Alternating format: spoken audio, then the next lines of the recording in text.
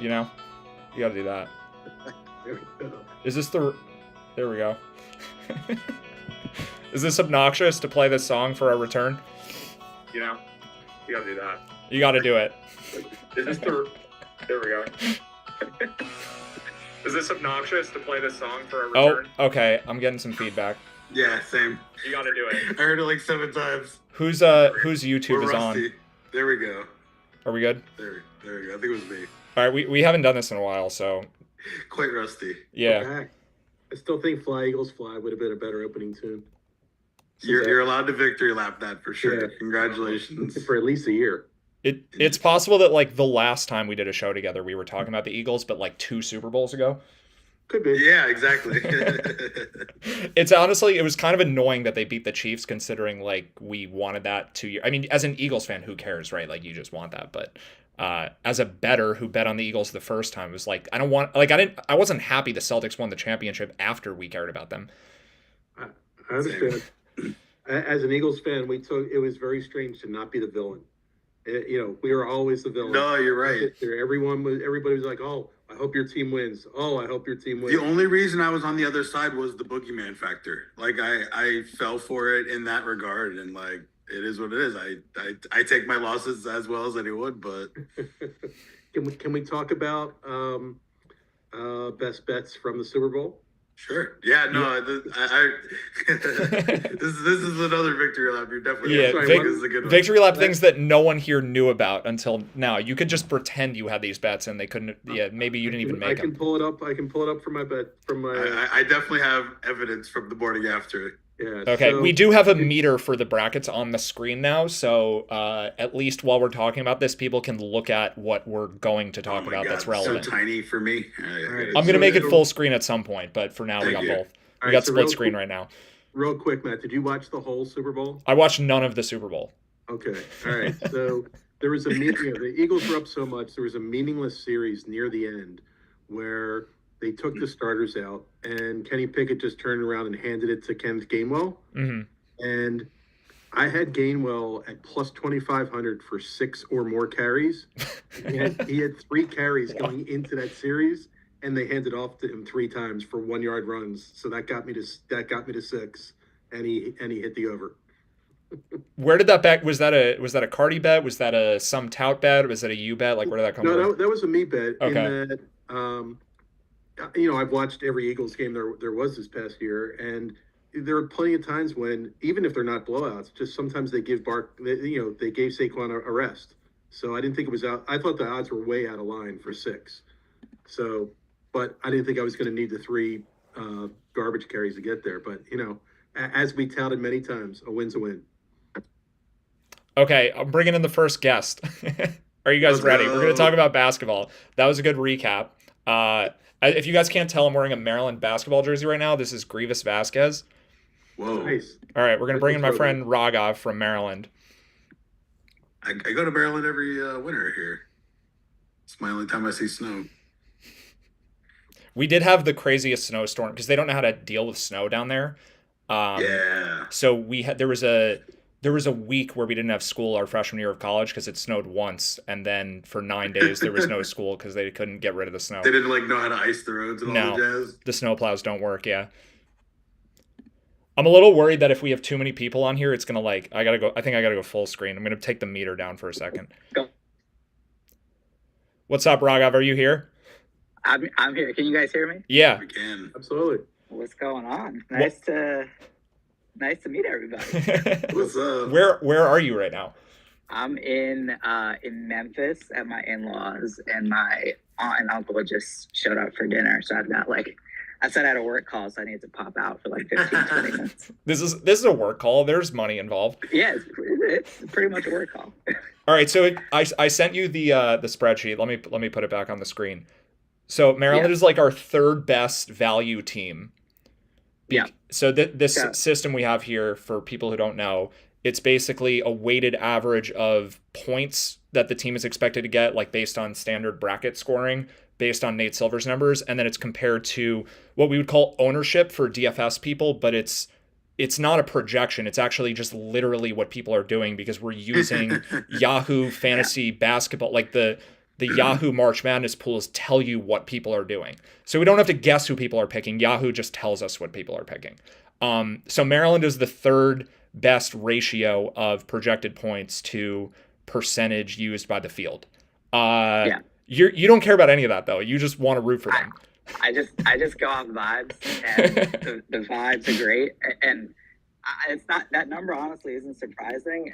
I think if you look at, so the last 18 games that Maryland's played, they're 14-4. Oh, this guy came with stats. Okay. Wow. Locked and loaded. They're 14-4 in the last. I didn't even know 18. Maryland was at the tournament. Oh, okay. How are they on what's the record on Thursdays though in night game? They've actually done pretty well on Thursdays. Off the top of my head, 3-0. But so the 4 losses, there's 3 literally right at the buzzer. 2 of those 3 one of them was a 60-footer that they lost at the buzzer at home to Michigan State. Yeah. And then the 4th one was a bank 3 from 35 feet with 5 seconds left. So they win 2 of those games. I mean, I don't think they're as much of I don't really know if they're necessarily a sleeper, but I think they're being talked about potentially on the 2-3 line as opposed to the 4 line. And then I think the narrative is completely different. I think another thing, I think this is more of I don't know how closely you guys follow college basketball. None of us know anything. Well, actually, Mike G probably knows quite a bit. Yeah, Mike G knows a lot. Yeah. The 3 of us used to follow everything when we all did sports betting together, and now only one of the 3 of us is like really in the know. Yeah. Yeah. So I think the top of like the Auburn, Florida, Houston, who's the 4th number 1? Why can I not? Auburn, Florida. Auburn, Duke, Houston, and Florida. Auburn, yeah, Duke. I've done my homework. I at least can answer questions like that. I mean, so I think what's been a little bit like over the last couple of years in college basketball where there's really not much of a middle pack. All the players from the lower power conferences and the mid majors, they're all going to the top. So I think the top of college basketball is very, very strong. And I don't think you're going to see really any, any mid-majors really any non-Gonzaga, St. Mary's type mid-majors going past the 2nd round this year. I was doing my bracket. I have a broad thought on that when I get go ahead. No, so when the transfer portal has to affect basketball too, right? It affects basketball, yep. So what I found in college football is that the transfer portal created a massive amount of parity because the players were kind of moving around and there's all these expectations that were shifting. And I'm curious, that concept sounds like the opposite of what you're suggesting in college basketball. So I'm curious if you or anyone else has any thoughts on that. Yeah, I mean, it's good we have people that know this on here because, like, I would have no idea how to answer the question you just. Well, I wouldn't have asked it if it was you and I. For sure. I feel like in football, it's obviously a different sport. You've got 22 players playing instead of 5 in basketball, and I think it's a lot easier. I think for a Duke or Auburn or whoever to just pick the 5 best players from the mid-majors. No, I agree with what you're saying there because star power in basketball is significant compared to football. So I think an individual player can move the needle a lot more. The desire for players to play at even a traditional big school is appealing. That makes sense. Okay, so in that regard, I follow what you're saying. Yeah, and so go ahead. I was going to say just one other factor there is the injury risk in football is so much greater where when you get into the playoffs and the bowl games, the guys aren't going to risk it as much. Whereas in basketball, it's not that there's no injury risk, but it's not quite the same thing. It doesn't affect the game as much for sure. Right. Yeah. So, but on that theory about there not being a lot of mid-majors with maybe a big chance, I'm not going to throw too many stats out tonight. Sounds like, we have somebody else on the call who'll quote the day of the week stats, so I'll leave that to him. But Maryland does play on Friday, not Thursday, by the way. It doesn't even matter. Sorry for being irrelevant. That's not good. Thanks for that one, Sturm. But so here's my one. It's kind of I don't want to say complex, but since 2001, 96% of the national champions have had a top 21 KenPom offensive rating. And 91% of the champs since 2001 have had a top 31 defense KenPom rating. So if you look at the teams that are top 21 and top 31 in KenPom this year, there's only just basically two handfuls of them. I'll read them off: Auburn, Florida, Duke, Houston, Tennessee, Wisconsin, Iowa State, Gonzaga. So you got all the ones, a two, two threes, and you can kind of throw out Iowa State because their best player got hurt. We're going to talk about that because I don't Yeah. think you actually can throw them out for it, but go on. I'm with you. They're still strong. Yeah, our current numbers do. do account for it. The stuff that's on the screen accounts for whoever I think. They're still a really good team, Yeah. and they were good. They have been good without him. But I'm just saying, if you get back to that KenPom thing, those Yeah. are the only teams that are in those two rankings. So it doesn't mean that somebody can't come out of there, but Yeah. agreeing with one of our, with our esteemed walking colleague here, it's going to be a shocker if there's too many mid majors that make a run here. Yeah, I've seen a few like variations of that stat, and I'm not sure like the 21 and 31, is that post-tournament KenPom rankings or is that pre-tournament? Pre-tournament. Ranking? Pre-tournament. Pre-tournament. Okay. Yeah, so I think that's a pretty good barometer to just kind of base off of. I think that's what's going to happen there. I don't think there's going to be anyone surprising really getting past the Sweet 16. Yep. But we can talk about KenPom all we want. What everybody wants to know is Matt, since he's been in a cave for however long. What's the Matt calculation with the Nate Silver adjusted for expected ownership? What are we looking like? Okay, let me say the things that we talked about that are relevant for picking a bracket, because rooting for Maryland is just fun. I mean, we could do like towards the end of this, maybe we'll talk about all of the fun times we had beating Duke. Because I think people that are younger that I've met recently who like sports or know about college basketball, they don't even remember Maryland was in the ACC. That was like a big deal for us. Like Duke was our biggest rival. We beat them 3 times our senior year. So like we have the fact that this spreadsheet says Maryland is the 3rd best value and Duke is the worst is like especially fun for us. Okay, I'm gonna say 2 things. One I'm not sure about, but I think I'm sure about. The other one is like definitive. The definitive thing is that even though the best teams are better, the second tier teams are also better. So like I've heard from some people, you shouldn't pick upsets this year because the top end teams are like as good as they've ever been, and so those teams losing because of that, like it's the highest KenPom ratings from some of the best teams. Like some of the top teams have like the highest KenPom ratings they've ever had. But the teams that are ranked 5 through 10 are like the best 5 through 10 teams there have ever been also. So I think what it means is like the rising tides rose all boats. Some of them, like the top half of the bracket, all is better. So early round upsets are probably less likely this year, but like mid to late round upsets are still the same as ever. Like the spreadsheet accounts for the quality of the teams as well as it can. So nothing really looks different to me this year other than like I'm not seeing any reason to pick like an 11 or a 12 seed to make a deep run. But the same 4s, 5s, 3s that we would pick most years. Like if you're in a pool that's not like 1 million people, if you're in a pool that's like anywhere from 100 to let's call it 5,000 people, you're still going to want to pick teams that are like 5th to 10th most likely to win as the best values. I think with one exception in Houston, who's I think the 3rd most likely according to Nate Silver, and maybe the betting odds, or it's like tied for 3rd. But they're the 4th most picked and they're like a distant 4th. The issue I'm having for Maryland, well, I'll go back to this other point I was just alluding to, which is that I know Raghav is going to be a little worried about the late game stuff. Like when Mark Turgeon was the coach of Maryland, we used to be like, we didn't know how to like close out games. So maybe it would be interesting to talk about like I think that the thing that people will say about analytics in basketball and maybe football, but like especially basketball, is that it's like a point differential calculation that doesn't account enough for like if the coach doesn't know how to call a timeout properly or like a play at the end of the game, and it doesn't account enough for like the ability to win the close game late. I would say we would all agree that there's a lot of randomness there. So if a team is like really bad at winning games at the end that are close, it's probably a lot of randomness. But if there is a certain team that just like sucks at the end of games and like can't figure out, how to like manage the clock, whatever analytics that are involved are just not going to account for that enough if there's some crazy outlier.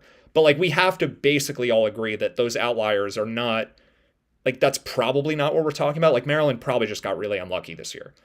They got really unlucky. Yeah. I think they ended up like, I want to say 4-5 in games decided by like 5 points or less. So I think you typically expect to go around 500. I think what's difficult, right, is just the way that they lost some of those games, like literally at the buzzer 4 times in a row. But I think, I guess, Mies, to your point on the late game stuff, I think another thing that I'm kind of interested in, non-Maryland related, but just certain things around seeding and where teams are playing. So like an example of this is Auburn is the 1 seed, I think, in the Midwest. Yeah, let's. I'm going to switch to show the bracket on screen. That'll be easier for people. So let's their do that. first round game is in Lexington. They're playing whoever the 16 seed is. Yeah. And then their second round game, assuming Louisville is able to beat Creighton, yep, they're going to be playing a round of 32 game in Lexington against Auburn, which may not mean that much when you look at the straight analytics and they're playing on a neutral court. But I feel like if there's 15,000 Louisville fans in Lexington for that game, that could make a difference. So I do think that is definitely something that I try and look at some of that. I look at, okay, if is East Coast team going to the West Coast or vice versa, does that really make a difference? The good thing on that stuff is Nate Silver's accounting for it. Like they basically just run the numbers and it's like, has that stuff had predictive value in the past? And if it has, then it's accounted for in the model. And you can read, I'm going to put this on screen again. I'm going to tell everyone in advance, don't read it because I've read it. And it's like, he's accounting for all of that. It says injuries, travel distance, and then the model this doesn't matter for brackets, but like it'll update during the tournament based on, if there are mid-tournament injuries and stuff like that. But he is looking at that. So like you almost don't need to know about it because it's already baked into the numbers. Is he accounting for like school distance away from location? Yeah. Okay. Almost certainly. Yeah. So hey man, I just got a question from someone asking what the chart values are. It wasn't somebody that messaged me separately. He just maybe just give an overview of kind of how the silver rankings and how you take into account the ownership, how that translates into the rankings. So on the meter, probably, right? I think that's what we're talking about. Mm-hmm. Yeah. Okay. So there's 2 inputs. There's Nate Silver's probabilities for every game, essentially. And then the second input is who people are picking, which essentially we're getting from Yahoo. There's a bit, ESPN only gives us what people are picking in the finals. It doesn't give you the whole bracket. So for every round, it's Yahoo's public, like people who have entered brackets on Yahoo Sports so far this tournament, it's public information, and then they just tell you what people are doing. And then for the finals, I'm like averaging between Yahoo and ESPN. So it's a pretty close representation of what anyone's individual pool is going to look like, because the sample size for Yahoo Sports brackets is enormous, even though it's still 36 hours from the start of the tournament. It's an enormous sample size. So what we're trying to do is rank the teams based on how well they're likely to perform relative to how popular of a pick they're going to be. And I could break it down where it's like, who's the best pick for the Elite Eight? Who's the best pick for the Final Four? Who's the best pick for the finals? And then who's the best pick for the champion? But I just find that it's like overly complex to like really delineate that far. Like it just doesn't. I think it's cleaner to just give people an overall rating. I like going by corners. I mean, like if we're going to talk about a bracket, you have to talk about it entirely, and I think you have to weigh the pros and cons of each upset, and then you got to decide who's got a real shot of coming out. Yeah. I mean, I think if people who are listening want to know specifically, like, okay, so I like this team to make it to this round, but like, do you think picking them one step further is too far? Like, I'm happy to talk about that. The most confusing thing about the chart, I think, or the hardest to navigate is like, for example, Maryland is the 3rd best value, but I will probably only pick them to make the Final Four in like 15% of the brackets that I make, because Texas Tech is higher and they're in the same region and they're significantly higher. So that's just tough. Like having 2 of the best 3 picks being in the same region makes it difficult. And then I think it just becomes subjective at that point. Like, how many brackets do you want to be in? How many different pools do you want to be in? And then maybe let's just talk you right there. Yeah. Are you let's just go to gonna it. Have the 3-4 Maryland in that corner? like going to Like almost everything. Almost any bracket I would enter would have Maryland playing Texas Tech in the Elite Eight. Yeah. Maryland upsetting Florida and Yeah. Texas Tech, probably upsetting St. John's if not before then. Yeah, so St. John's is funny because, and this is something Nate Silver does that other people don't do, and I think it's why his numbers outperform everyone else. So Nate Silver's model is an aggregate of the best projection systems. It's a weighted average of just all the other ones, including KenPom, including Sagarin ratings, a bunch of other ones. The thing he's including that others don't is the preseason priors. So he literally has the AP top 25 as an input in his model. So for teams that weren't supposed to be good, that overperformed, historically those teams just don't do well in the tournament. And it's because like the college basketball season is only 30 or so games. The sample size is not that large. A team could be good for 30 games and maybe they just weren't that good. So it actually is predictive if the team wasn't supposed to be good before the year. So Do you St. really John, believe that? yeah, I mean he has the data on it. Like, well, here, let me go back to it. Let's go back to the sheet.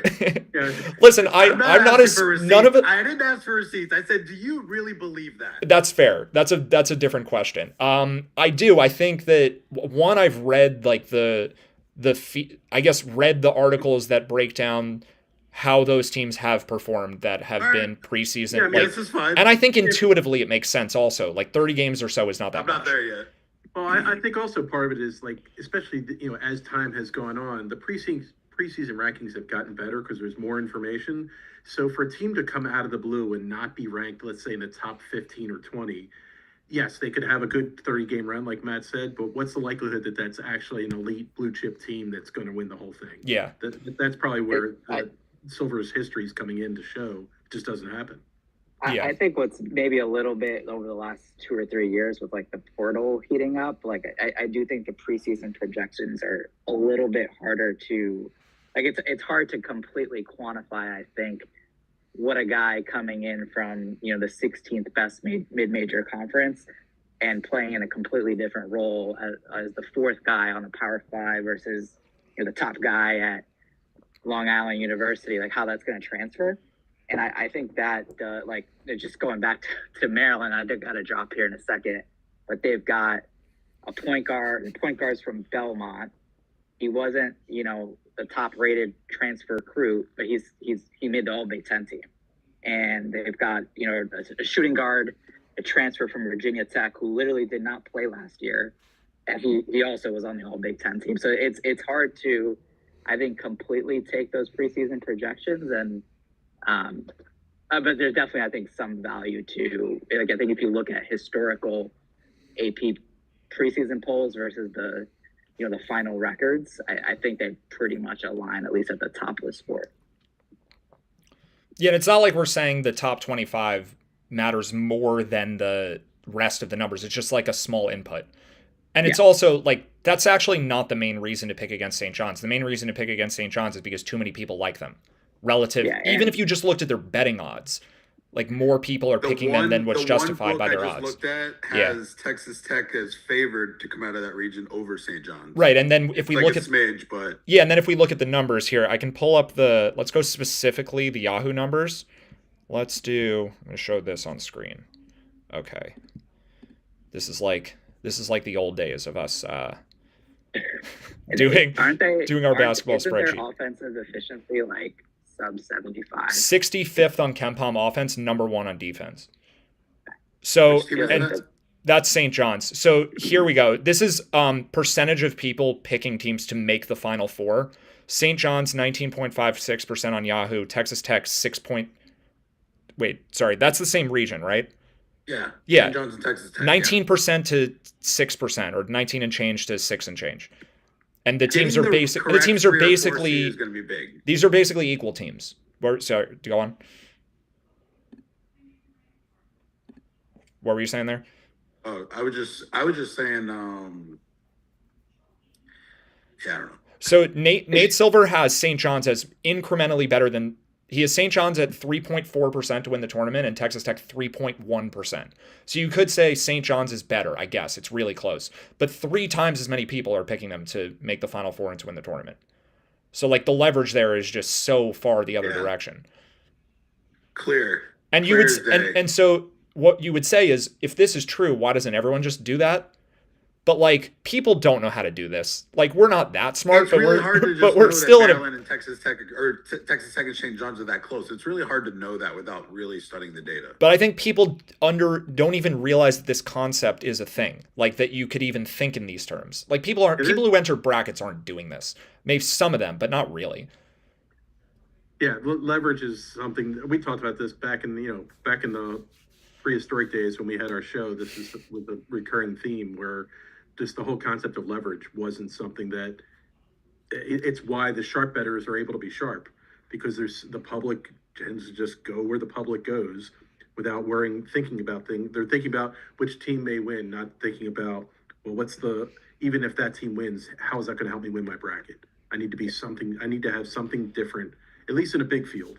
And I guess where do you think, Matt, is there a cutoff where, like, if you're in a 20 person or less field, Yeah. leverage can't be nearly as important, obviously, as if you're in one of these massive fields like a Yahoo or an ESPN.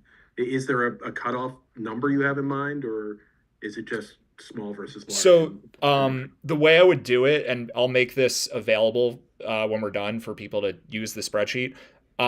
You remember the way we used to do it is we would change the weights for like small stakes or large stakes tournaments. So you can just mess with how much you want to weight points versus ownership.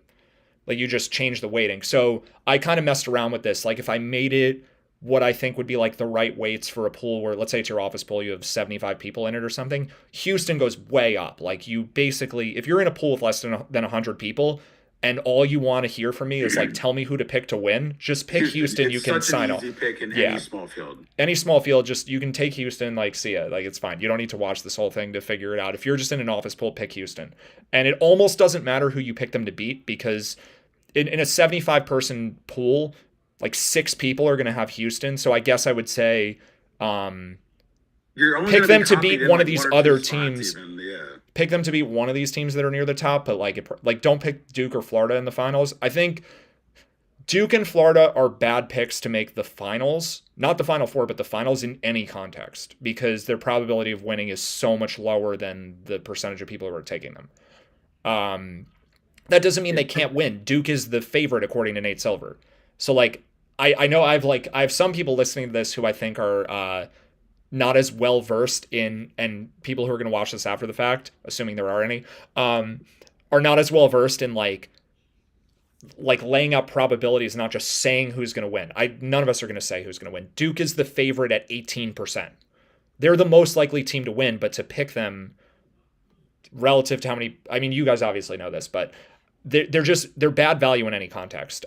So yeah, I would say small pool, you're picking Houston. Large pool, I mean, I'm going to join one that's, I think, around 2,500 entries, and I will pick Houston for some of the entries, but they're not going to be facing Duke or Florida or even like a semi-chalk team in the finals. It'll be like, I mean, it could be Texas Tech and Maryland would be their opponents, and I guess I have it somewhere. I mean, I can say what like my specifics are, but it's probably not super interesting for right now. But in brackets where I'm picking Houston to win, it's like Texas Tech, Maryland, Iowa State, possibly Louisville. Like, those are the losers I'm going to have. I'm not going to pick Houston. So you can see Auburn as a 1 seed is like in the middle. Like, they're actually not bad value. They're like right at neutral. I would say if you're in a pool with 50 people, you can pick Houston over Auburn. That's not a problem. But in a pool with 2,000 people, don't pick Houston over Auburn. Like, several hundred people are going to have that. So it is hard to like adjust for the specifics of your pool, but that's like generally how I would do it. The other topic that I think, so we did our March Madness show 2 years ago, and I think we kind of talked about this, although I'm not totally sure if it's right, but we were talking about based on what region of the country your bracket is in, you're going to see different teams be popular. So in the Northeast where I am, where like I'm entering a pool where I'm guessing 50% of the entrants went to one of Maryland, Wisconsin, Michigan State, Indiana. I mean, there's a couple other schools that aren't in the tournament. We're in Florida, so we're going to have a lot of different brackets. They're going to be very heavy there. You have to worry more about Florida. I'm going to see a lot of Michigan State relative to what you're going to see. And no one picks Houston anywhere. So, like, I guess you can, I think that you can kind of intuitively figure out like what kind of people are in your bracket. It is worth thinking about. I have a big decision point that I've come across. Okay, And let's hear it. Let's get into like the Um, nitty gritty. Now yeah, this is like also just the really real appreciate bracket Raghav stuff. giving the Maryland hype, but yeah, I was gonna let's say move the away. first half, I thought we were gonna have to rename the show the Terps Daily or something. Before we keep going, me and him met our freshman year of college, and we started a radio show together where we actually had a couple Maryland basketball players as guests in studio with us, Dino Gregory and Cliff Tucker from back in the day, and we spent the whole show Nice. talking about like the food at the campus diner, like the True cheesesteaks and the podcast quesadillas. Our show though back then was called the Fantasy Tailgate. It was a call-in show for fantasy football start sits. So we go way back on the radio thing. That was like the first broadcasting experience I ever had was with him my I freshman figured year he of college. wouldn't come in on the walking iPhone entry then. Well, I think we used Yeah. to start our back when we had our show. I think it used to start with a 5-minute diatribe of me complaining about Doc Rivers every day. So. Oh yeah, I do miss that. I know nothing about what he's up to now, so I'm just gonna pivot to whatever I Do you know what cut. team he's on? He's a coach in the National Basketball Association. Do you know he's still a coach in National Is he Basketball coaching Association? Milwaukee. Yes. It is. That All is right, it. thank God. Oh, we have okay. I got a couple guests to bring in actually. We Okay. got 2 people to join. Okay, here we go. We're about to get busy. And then Lockie, you can just start talking about your decision point, and then we're gonna have to hear some stuff about Terry Rozier in a matter of moment. I'm dying for this Terry Rozier story. These new guys didn't go to Maryland too, did they? No. Okay. Oh, So look at these guys. They got headphones. They got microphones. What's going on? okay. So you guys know Greg. I'll introduce Ben first. Ben is my friend that I used to work with at Trackman Baseball. So What about Ben? the fact that we're talking about Ben? basketball instead of baseball is a little bit of waste of his talents. But Ben is here, and then Greg is the most famous person that I know, pretty much. So I don't need to. It's a low bar, in fairness. So Yeah. Who's second? Who's the second most? Capo Caco. Davis He has me. Vasquez. Yeah, he is me. He has to have more followers than me. I don't know, actually. I mean, after your Terry Rozier FBI scandal, I think you might have passed him. Could be. I also not the only scandal I had last night. I assume that you and nobody else knows about this. Maybe if other people watch my DFS content. But last night was doing my show I do over on Playback. Our channel got hacked, so I'm in the middle of doing a show, and all of a sudden, just porn starts playing on the, like we're watching a basketball game on screen, and all of a sudden, Great it's got just- hacked. yeah. So also, the audience, maybe 10% of people believe we actually got hacked. So it starts. the worst it's case just- scenario. Well, it started with heterosexual porn, and then it took a turn, and it was just gay guys going at it. But here's the other thing too. So we had it was big NBA slate last night. A lot of news happened, and Jokic got ruled out as this was going on. So people stuck around because they wanted Jokic updates. So there was a lot of people left. But there was like 200 people stuck around and watched 30 minutes of gay porn, hoping to get a Nikola Jokic update, which they did. I got the channel back and I came on and gave Jokic updates. But it was, it was. This is how legends are made. It was dicey for a while.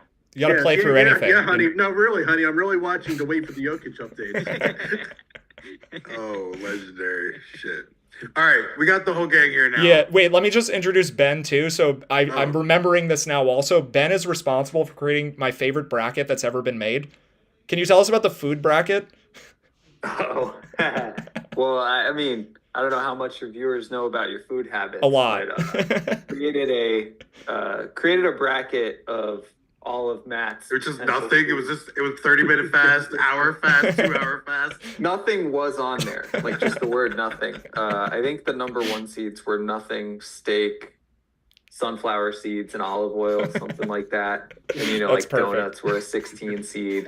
So I don't think we had any 16-1 upsets or anything. It's always a tough call between steak and nothing. It's an ongoing debate in my life. Was this a Matt's favorite food bracket, Yeah. or just a foods in general bracket? No, it was geared to Matt. Like seeding. Nothing is the seeding- 1 seed is a pretty tough sell for most people. Like I was So the then- selection committee trying to figure out what Matt would. Arguing it, Were you- apples belong in. Were you in a competition to lose followers? Was that the idea for putting this together? No, it Uh, was just a joke. no, it wasn't public. It was For just the for love of the me. game. Oh, Okay, all right. I was in a comp. Perfect. I have lost a lot of Twitter followers in the last couple of years because we don't do sports betting content anymore, and it's a little sad. I'm becoming less and less famous progressively. All right, well let's shift back to the tournament. I think Okay. that's the topic for this call. So, Thank you. Aki, you were talking about a decision point. The reality is, it seems like what the numbers are suggesting is that obviously Duke and Florida are bad picks because they're going to get a 3 series test after the first round of a difficult 8 seed, a difficult following matches. So Louisville and Gonzaga are popping relatively on the model. Are you actually taking them over the 1 seed in round 2? I mean, is this just telling you to take them in round 1 and roll with it? I mean, what are you doing with this? Are you actually taking an 8 over a 1? So I think the people who have played DFS, like this is good timing for Greg to be here. It's not about necessarily taking the best leverage picks individually. It's making like a high value bracket. So you're not going to pick an 8 seed, a 4 seed, a 3 seed, and a 3 seed who are all like insanely contrarian and all to make the final four. Maybe if you're entering one of these like giant DraftKings pools where there's like hundreds of thousands of people, you would do that. But I would say like if you're going to pick Houston to win in a big pool, you need to have something contrarian on the other side. So like I have no problem picking Houston over Louisville in the finals, but I wouldn't pick like I'm just gonna. You would have Louisville going to the finals? Louisville is something like, according to Nate's numbers, they're like 2% to make the finals, 2.5%, and like 1% of people are gonna have them. Yeah, I mean, it's a 40 to 1, or it's a 1 in 40 shot. I mean, how many people are realistically gonna have that? It's like 1 out of every 100. So it could happen. It's not like 2.5% things in college basketball. Like it's not like, I mean, I think these numbers are legitimate is essentially what you're asking. I was only asking for literal round 2. Like, Okay, yeah. Like on you're just, I guess what I'm actually asking is, depending on your portfolio, you are willing to take some of these 8 seeds pretty far into the tournament. It's not necessarily even a portfolio thing. I think it's a what do you have on the other side of the bracket and how big is the pool. I agree with that. Yeah. So if you're in a smaller pool, just don't even worry about Louisville. I'm looking at a bracket for the first time. I'm not Okay. in How it. many are you in any things yet? Nah, we'll worry about that later. Are Ben and Greg? How much time do I have? Is there games and- tomorrow? Yeah. Well, we've got playing games the next 2 nights. Are any of the rest of you guys in any pools yet? I haven't filled out my bracket yet, but I will be in a highly competitive 300 person one. Like And for then- higher stakes, I guess. Yeah. Okay. And then, I mean, and I'll still, I'll put some in for the ESPN bracket and probably a couple other ones, but those are the massive ones. And then I'm in a 300-ish person one that is what I'll be spending the most time putting my bracket together for. Gotcha. Ben, what are you doing? What does your March Madness look like? Mostly smaller stuff. Okay. Like in terms of pool size, I had certainly nothing over, in the thousands. So mostly just picking Houston. Yeah, is, right. I think, Okay. my plan. You're just Team Houston. Yeah, I feel like the majority of people who would listen to this are just Team Houston because, like, most people don't enter pools that are. I mean, I guess now that the last couple of years, DraftKings has pools that are accessible, like for real money. If you're playing those, I mean, almost everything is going to be different from the rest of what we're talking about. Like in a DraftKings pool that has 200,000 people in it, like you can pick Louisville as the champion, and it's probably a very solid EV move. Like they're 0.9% It's just a very to high win. risk of that. Well, sure, but X amount of dollars. it's a 1 in 100 chance, roughly 1 in 110, and you're looking at something like a 5,000 to 1 payout or something. I mean, I'm assuming those pools are not going to be that sharp. Like a $20 entry with 200,000 people in it is not the sharpest contest. So, yeah, anyone listening who's playing something like that, like I think I still have we still got the spreadsheet on the screen. Like Texas Tech, Louisville, Iowa State, even Tennessee and Alabama are probably too popular for pools of that size. Yeah, for sure. Unless you're like pairing them against each other. But I think getting leverage, again, it matters how many entries you're going to do, obviously. Like you can do a bunch of these combos. But in a massive, massive pool, I would say Texas Tech is like my favorite pick to win the whole tournament, actually, even though the probability is like 3%. I think Texas Tech is going to be the team that I'm rooting for the most, because in a 2,000 to 3,000 person pool, like that's probably the sweet spot. Yeah. At the start of the show, or early in the show, we were talking about Iowa State, and you said you wanted to talk a bit about them. So again, for those that haven't watched, they're one of the, or that haven't been around the whole time here, they're one of the 8 or 9 teams that are in the top 21 Ken Palm offense and top 31 defense, or I might have the 21-31 back reversed.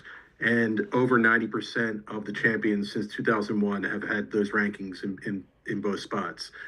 Iowa State's one of the handful of teams, or 2 handfuls of teams that have that, but one of their best players is out. So I was thinking that maybe knocked them out, but Matt, you said that maybe it doesn't knock them out. So what are you looking at that's worth talking about here? For this is gonna be funny because I don't even know. I forget the guy's name. Like I don't even know the players anymore. I believe it's Gilbert. Okay, Gilbert. He's the point guard. I believe it's Gilbert. Okay. I do know what the numbers said before the update that he was out for the season, and I know what they say after. So that's all I can go on. And I know this guy, like, he hadn't played, I think, in the last couple of games of the conference tournament. They knew he was hurt 6 days ago, but he got ruled out for the tournament 2 days ago. So it wasn't like this was completely. All right, I'm going to let one more person in here. We got Meet Stevens. Okay. I'm going to finish this point, and then we're going to change topics probably. But anyway, so Nate Silver had Iowa State with a 1.7% chance to win, and now it's 1.6. And the reason the drop is so small is because he was projected to miss most of the tournament already anyway. Okay. So Iowa State would have been like 3 or 4% with him. Then they dropped to like 1.7 with a chance of him coming back at the end. Like he would have come back for the Final Four. Now without him, it's only 1.6.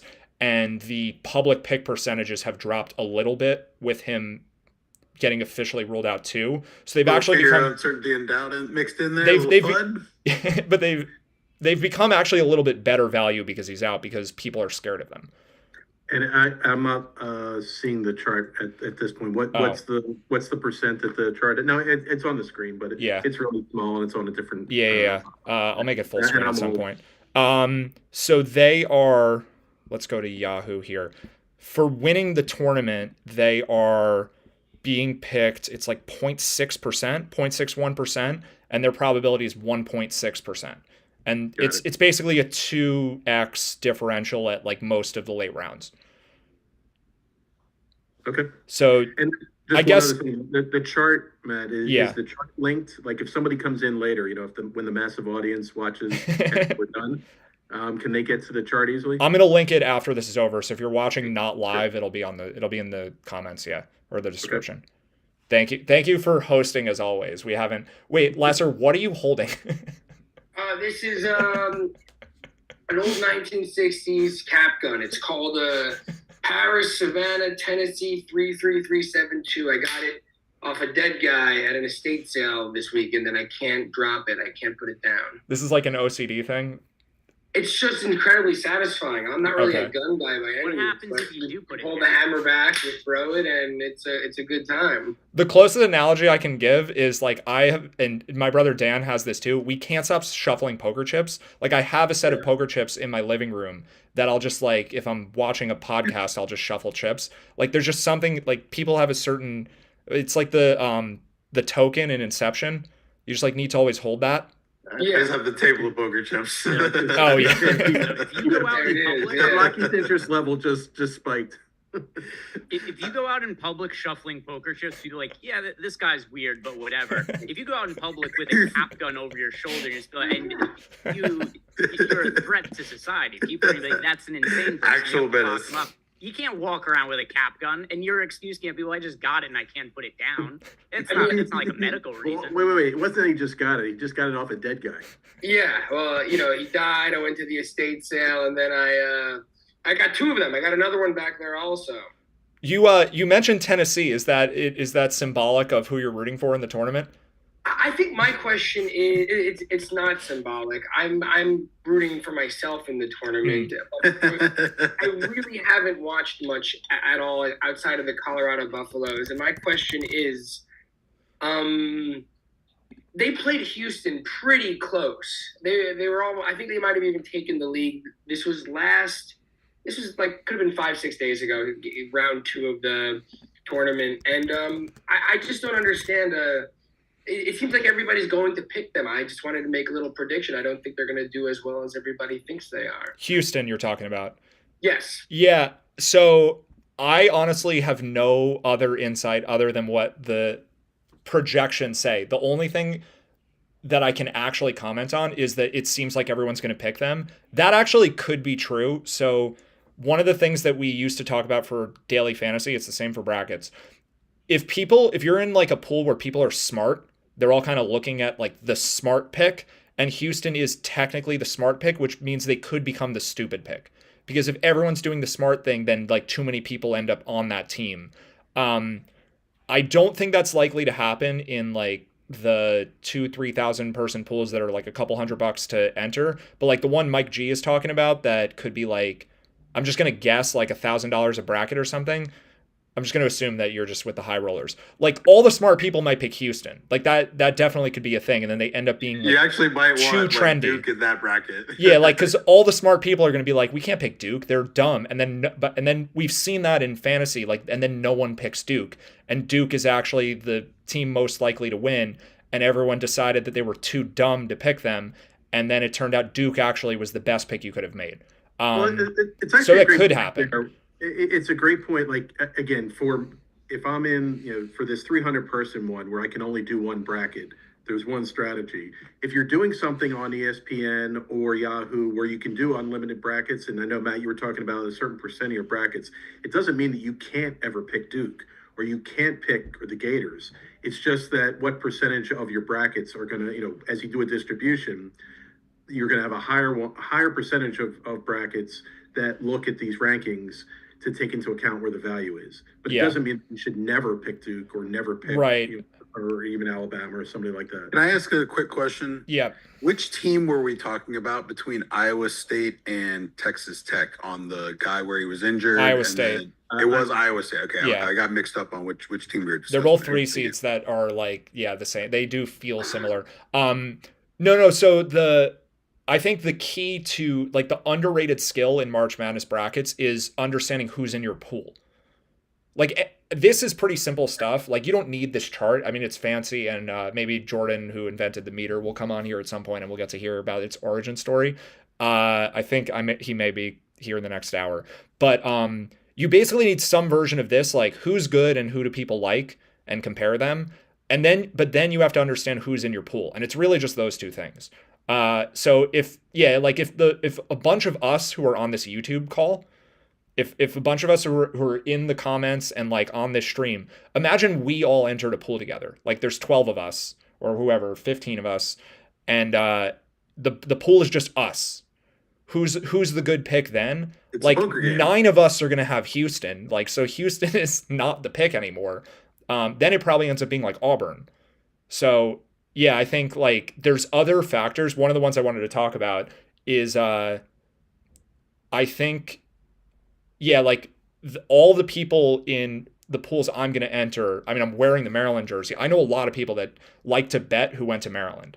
So like they seem contrarian, but if you're in a pool with like guys from your fraternity at a specific college, like if I was going to play brackets with my Maryland friends, Maryland's not a good pick. Like we just talked to Raghav. He loves Maryland. He's probably going to pick them to win the championship. So I think but in a large pool, like people just won't pick Houston because they just are not going to know to do that. Right. But it's, what do you think? Sorry, Matt. Quick question. Because I just pulled up the stream here. What did you use for the ownership? That's Yahoo public pick percentage. Okay. Yeah. Does ESPN still have that as well? They only tell you the champions. They don't tell you the whole tournament. Yeah. So the finals is an average of Yahoo and ESPN. The rest of it's just Yahoo. Cool. Yeah. So with like truly small pools, like, like office pools where it's 20 or less, like, would you be more like, I think my idea with that is you almost want to ignore some of the projected ownership because at that small sample, maybe like 1 or 2 extra people picking Houston is more likely. And so you might as well just go with Duke. I mean, I guess it's really just a there's more randomness on the pick distribution at Yes. a much smaller. Yeah, that's sample definitely size. that's definitely a good point. Yeah, you're But it less could be capable- random in the other direction too. It could be 80% Duke. It could be 80% Sure. Duke, and like you're the only person with Houston. I forget who it was, but I think there was a year where Wichita State was a 1 seed, and I was in a pool with like 80 people, and I was the only person who had them. Maybe like 10 years ago. Brilliant. So that kind of, yeah, it can go the other way too. But you're right, like the ability to know what people are going to do gets much harder if there's less people in the pool. But the thing with Houston and Duke is like barely more likely to win the tournament than Houston is. Like according to Nate Silver and according to the betting odds, it's like a fractional difference in actual probability to win. And Duke is projected for triple the ownership. So even if it's off by like a substantial amount, it's still like Houston's still going to be a better pick, almost guaranteed. Unless a bunch of us are in the pool. Unless your office pool is listening to this. He's Cooper Flag in his projections, right? Okay. Definitely a good call out. So he just did an update today. Cooper Flag is listed 90% to play in Duke's opener and then 100% the rest of the tournament. Okay. Yeah, because my expectation when he got hurt and got wheelchaired, I just assumed he wasn't going to play at all in the NCAA tournament. So I wouldn't have been surprised if he had him out in his project. Doesn't matter if he has him in though, because now he's playing. Yeah, and the first round is so insignificant that even if he was 0% the first round, it's not going to matter. I think we have Aiden joining. That has to be who Red Guy is. Can't imagine this is anybody else. Hey, Lockie, what NBA player it's currently in the NBA was on that Wichita team that Matt won money on? I actually do know the answer I'm out. somehow. He plays for the Rockets now, right? That's correct. What's the question? What NBA player was on the Wichita State 1 seed team that won in like 2014 or whatever it was? I'm not going to remember that. I don't think they won. They went to the. Was it They went to the finals. FPV? It's FEV. That's right. I only got that from the Houston, obviously. Okay. His backcourt mate, Ron Baker, had a cup of coffee with the Knicks before they took it away. Psych. Wow, Red Guy is here. Welcome. Welcome. Aiden is actually a member of the Value Betting Discord. I feel like we have like some of them that are still around that I'll like see are active in Discord, but clearly not our Discord because we don't use it anymore. They keep watching to see if you return from the Phoenix rising from the ashes. It really was messed up of me. I posted on Instagram that I'm like coming out of retirement, and I got like 20 DMs of people being like, "Wait, you're gonna start betting again?" I did it on purpose. Like I really wanted some attention. It was bullshit though. What's up, Aiden? What pools are you doing? Let's hear about your March Madness. Oh, you're on mute. It's not a Zoom call unless someone is on mute at least for a few seconds. And it's usually me, so I feel pretty good. By the way, he's not muted. It's the microphone, you think? Check your audio source. This is a content expert that we have here to give feedback. As somebody who's been producing his own shows and got hacked and had gay porn playing on, I'm definitely not an expert, but I can tell because he's not muted in Zoom that he's not actually muted. It's his audio input. You probably have either nothing selected or just the wrong audio. Oh, look, nothing. By the way, one of my sons joined the stream just as Greg, as you were talking about what was playing as you got hacked. So texting me, it was an interesting time for him to join. Let's get a Terry Rozier story. Yeah, Greg, do you want to summarize it? What happened with Terry Rozier? Oh yeah, so like a lot of it is just water under the bridge at this point because he's been cleared in the investigation. But the short story of Terry Rozier is that he had a game that he supposedly, or at least there was reason. I only saw conspiracy theories floating around, and I didn't buy much into it. Okay, well, so I saw your joke post, obviously, that went viral, but I knew it was a joke the whole time. Yeah, so Terry Rozier had a game where he left early, and what happened is not Michael Porter Jr. Michael Porter Jr.'s brother, Shante Porter, the guy who was in the NBA, was betting on himself, ended up getting kicked out of the league. He had placed a bet on Terry Rozier in a game, the group that he was working with. Terry Rozier leaves that game early with an injury. So there wasn't anything that anybody looked at and said, oh, Terry Rozier was involved in some wrongdoing because of this certain thing that he did. It was because of the people who had bet on him that game and then the circumstances of that game. So everybody knows what happened with Jonte Porter. He bet on himself. He ends up leaving that game early with an injury. So then when the feds are doing an investigation on Jonte Porter and they're looking what else did he bet on, they find this bet that he had on Terry Rozier, a game where Terry Rozier leaves early. So that's how Terry Rozier is involved in this. How I get involved in this is I just shitpost on Twitter all the time. And I like to make fun of people when their bets lose and they ask for voids. The easiest way for me to do this is I typically bet a lot of unders. It's something that in the algorithm we use on our Odd Shopper site, it has a lot more under recommendations than overs. If a popular bet for the day ends up losing for a lot of people because the under hits and a player leaves early, and I have a bet ticket on the under, I tweet out the bet ticket and I pretend I have inside information, make fun of people, whatever it may be. The game that Terry Rozier leaves, putting all these pieces together, the game Terry Rozier leaves, I have an under ticket on Terry Rozier. I post a tweet that gets a good amount of traction, say, good thing I knew that Terry Rozier was leaving this game early because I had inside information. That is the exact same game that Terry Rozier left early was that game that he was being investigated for. So what ends up happening is that tweet ends up resurfacing as the Terry Rozier news comes out. All of a sudden, like the New York Post writes an article about me, the Daily Mail has stuff. And also, the only person who reached out to me was David Payne Purdom of ESPN, who was writing a story for my comment on it.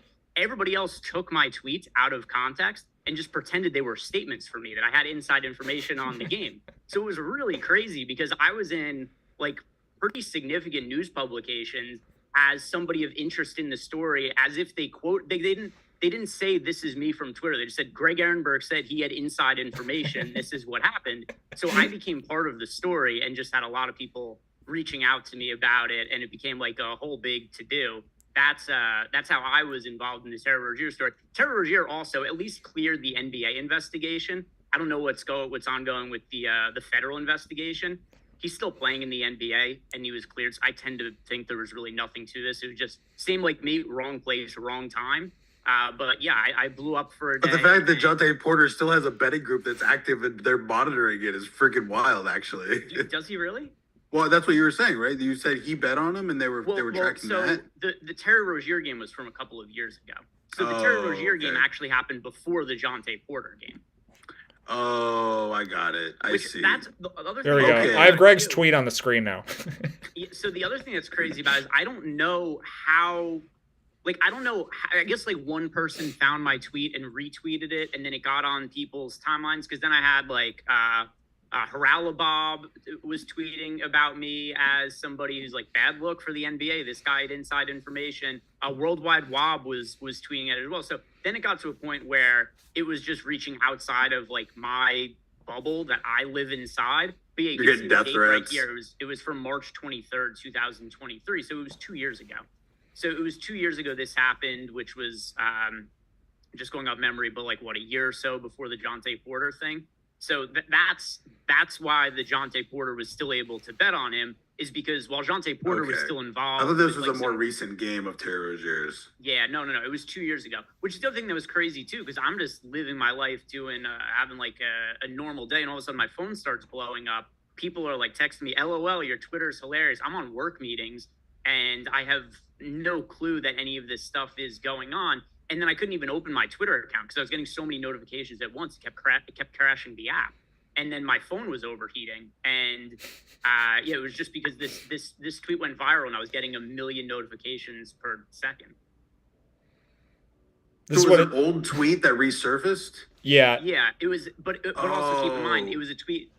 The game that I had said I had inside information on Terry Rozier was the exact same game that he ended up being investigated for as part of the story. It was March of And- 2023. That's how long ago it was. So Yeah. somebody was doing good research to see what else was out there to find it. I'm curious how the first person found it. I guess somebody was just doing somebody was probably doing like an advanced Twitter search for Terry Rozier, and they're looking for information. Like they put in a date around that time to see what kind of things were people posting about Terry Rozier. Like I know also he had, which I don't even know if this was true. I think this was actually just ended up being an edited tweet that was fake, but somebody had claimed that he had an ex-girlfriend who said that like I saw that. yeah, there was something where like his ex-girlfriend Was betting his under 3-pointer that- attempts or something? yeah, that she needed to make some money, and that he had said that to bet his unders and he would like leave the game on purpose or something, but it ended up I think that tweet was like fake or something like that. So yeah, there was all kinds of nonsense online. Love it. Thank you. We all needed that. I enjoyed that very much. I'm gonna. So did the FBI like ever reach out or anything?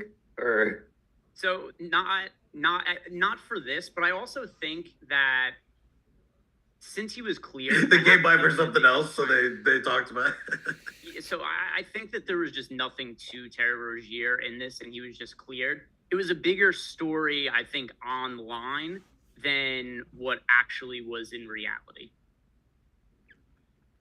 Fair enough.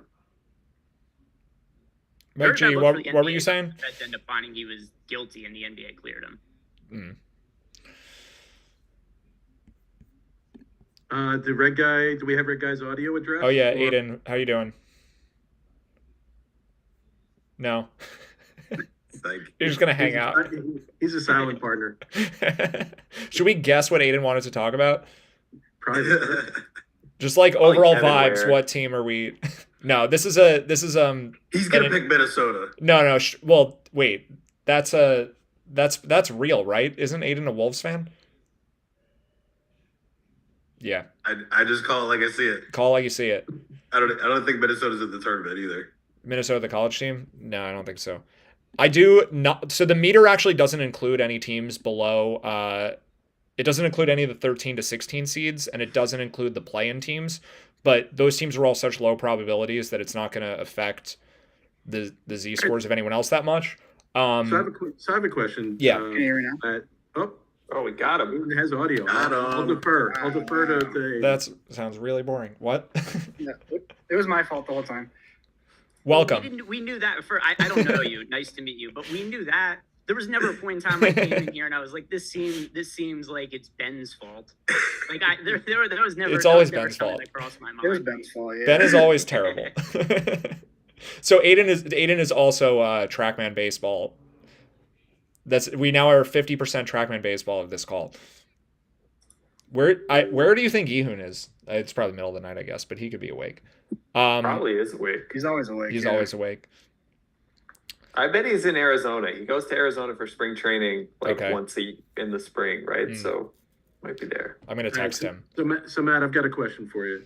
We've talked about leverage. We've talked about the which teams are the kind of the best teams, but also taking a look at what ownership is. Yeah. Let's say you want to get really weird in a Mhm. bracket, and you want to pick somebody to win. That's even out, go lower than Texas Tech, go lower than Louisville, even go somebody other than Gonzaga. But if you were going to pick somebody that was less than a 4 seed to win, who based on Nate's percentages and the ESPN Yahoo numbers, what is there anybody that pops? I think it has to be Louisville. I think because the region is so stacked with popular teams, they're just dramatically underrated because of that. There could be other reasons. Like, I don't really know anything. But I'm just gonna justify this data real quick. yeah, let's justify the data. I'm looking for you to interpret the ones and zeros. I didn't ask. I'm going to do it. it. I don't really know anything, but I do know the South region has Michigan and Michigan State. And those just are schools that people pick in the tournament because they're just historically good in the tournament, I guess. And because a lot of people maybe people that went to those schools are more likely to participate in brackets. Because I was going to say it's because of the pools that I'm in, but it's not. Okay, I'm going to have to not do phone calls now. Rookie. Yeah, right? So Auburn's in that was region. Aiden's fault too, by the way. I wonder, actually, yeah, okay. I think that could be a call-in coming from the phone instead of the Zoom.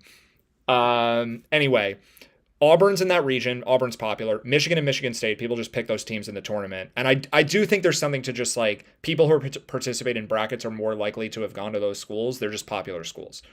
And then who is the 4 seed in that region? How am I forgetting? Because clearly I don't have the stuff memorized like I used to. Texas A&M is like medium level popularity. So just given all of that, it makes sense that there would be a value team from that region. And Louisville, I think Nate Silver had said he rates them the 15th best team in the country. On KenPom, they are 23, but I'm guessing because of preseason priors, they're better than that, according to his model. So, like, if you're going to get weird, you don't need to get that weird. Like, this is a team with a 1% chance to win. You don't need to pick a team with a 1 in 1,000. This isn't like, I think there was a year where it was like Arkansas Little Rock was like 0.2%, and they were like really exciting. I think I had them at like 5 million to 1 odds or some nonsense. But like, you don't have to, and we can talk about betting too, even though I'm not doing it. Just spoiler alert for the people that think that I might start betting again. But we can talk about that too. But yeah, for brackets, I think like you can pick Gonzaga, you can pick Illinois, Clemson, sure, but like Louisville is just a better pick than those. And I don't see, we were talking about like, what if these teams come in more popular than we're expecting because the pools are sharp? There's just too many trendy teams in that region for that to happen. Got it. But I really like Iowa State because I feel like, and especially in a pool where people are smart, they're more likely to know about the injury that we were talking about, so they're going to get more scared. Because people that are like joining giant pools on DraftKings they might not even know about that. Right. Yeah. Got it. So like All right. those are my two. I'm sticking to the numbers because I don't have anything else to say. Oh, good. I'm going to need to bounce here in a minute. Okay. I'll leave with a couple things. So I'll take, so since you gave me grief for talking about my winning game well bet in the Super Bowl after it happened, I'll tell you that the two futures I do have that were made over a month ago, I do have a plus 1,500 on Florida and a plus 1,500 on Iowa State. So while my brackets will probably be something different from that, I'll certainly be rooting for those teams. And if you're looking for a weirdo, anybody that just wants a weirdo first round upset, Robert Morris over Alabama is something that will be showing up in at least one of my brackets. So okay. I'll put that out there in case I need to clip that 5-second for later if they win. Free roll equity. But if you're really sharp, now that I've said that, you should pick Alabama to go all the way. So, yeah, I like Alabama. Okay. All right, great seeing you guys, new guys that I haven't seen. Great to meet you. Good luck, everybody. Have a good one, Mike. Come out of the cave more often. See you guys. See you later. Take Have care. a good night, Mike. I'm gonna make a quick point about the early rounds thing too. Like in the pools where it's normal format, 1 point, 2 points, 4, 8, 16, 32 to the finals, it does not matter who you pick in the first round. Like I think that's one of the reasons that people don't use like the data properly is because they spend all their time being like, what's like the 12/5 upset I should do this year? Who cares? Right. It's worth 1 point. Right. Yeah. Like it doesn't, the odds that that's going to affect who wins your pool is basically 0. So yeah, I almost think just you don't have to do go that. backwards. Like Yeah. you really got to start with who am I going to pick who am I going to pick to be the champion? Right? Yeah, but when you pencil in the bracket, it's like That is what I confusing did. to start at the end because you have to like write the team like 6 times. And maybe that's the fallacy that makes people not do that. Like people might be just that terrible that they can't do what you're saying because it just doesn't fit like the standard methodology of writing out the teams. I don't know that it's like I think they just don't know any better. Like I just think the average, idiot that's filling out a bracket is just like, oh yeah, I like UCLA over Utah State. Got to get that one. It's like, but they're not thinking, oh, where's the leverage play in the Elite Eight? Where can I pick Florida to lose? Like, where should I pick Florida to lose? If I pick Florida to lose, like, who am I going with? Am I going with St. John's? Am I going with Texas Tech? Or do I wait until the Final Four? Like that, or go even earlier? That's the kind of stuff that I feel like.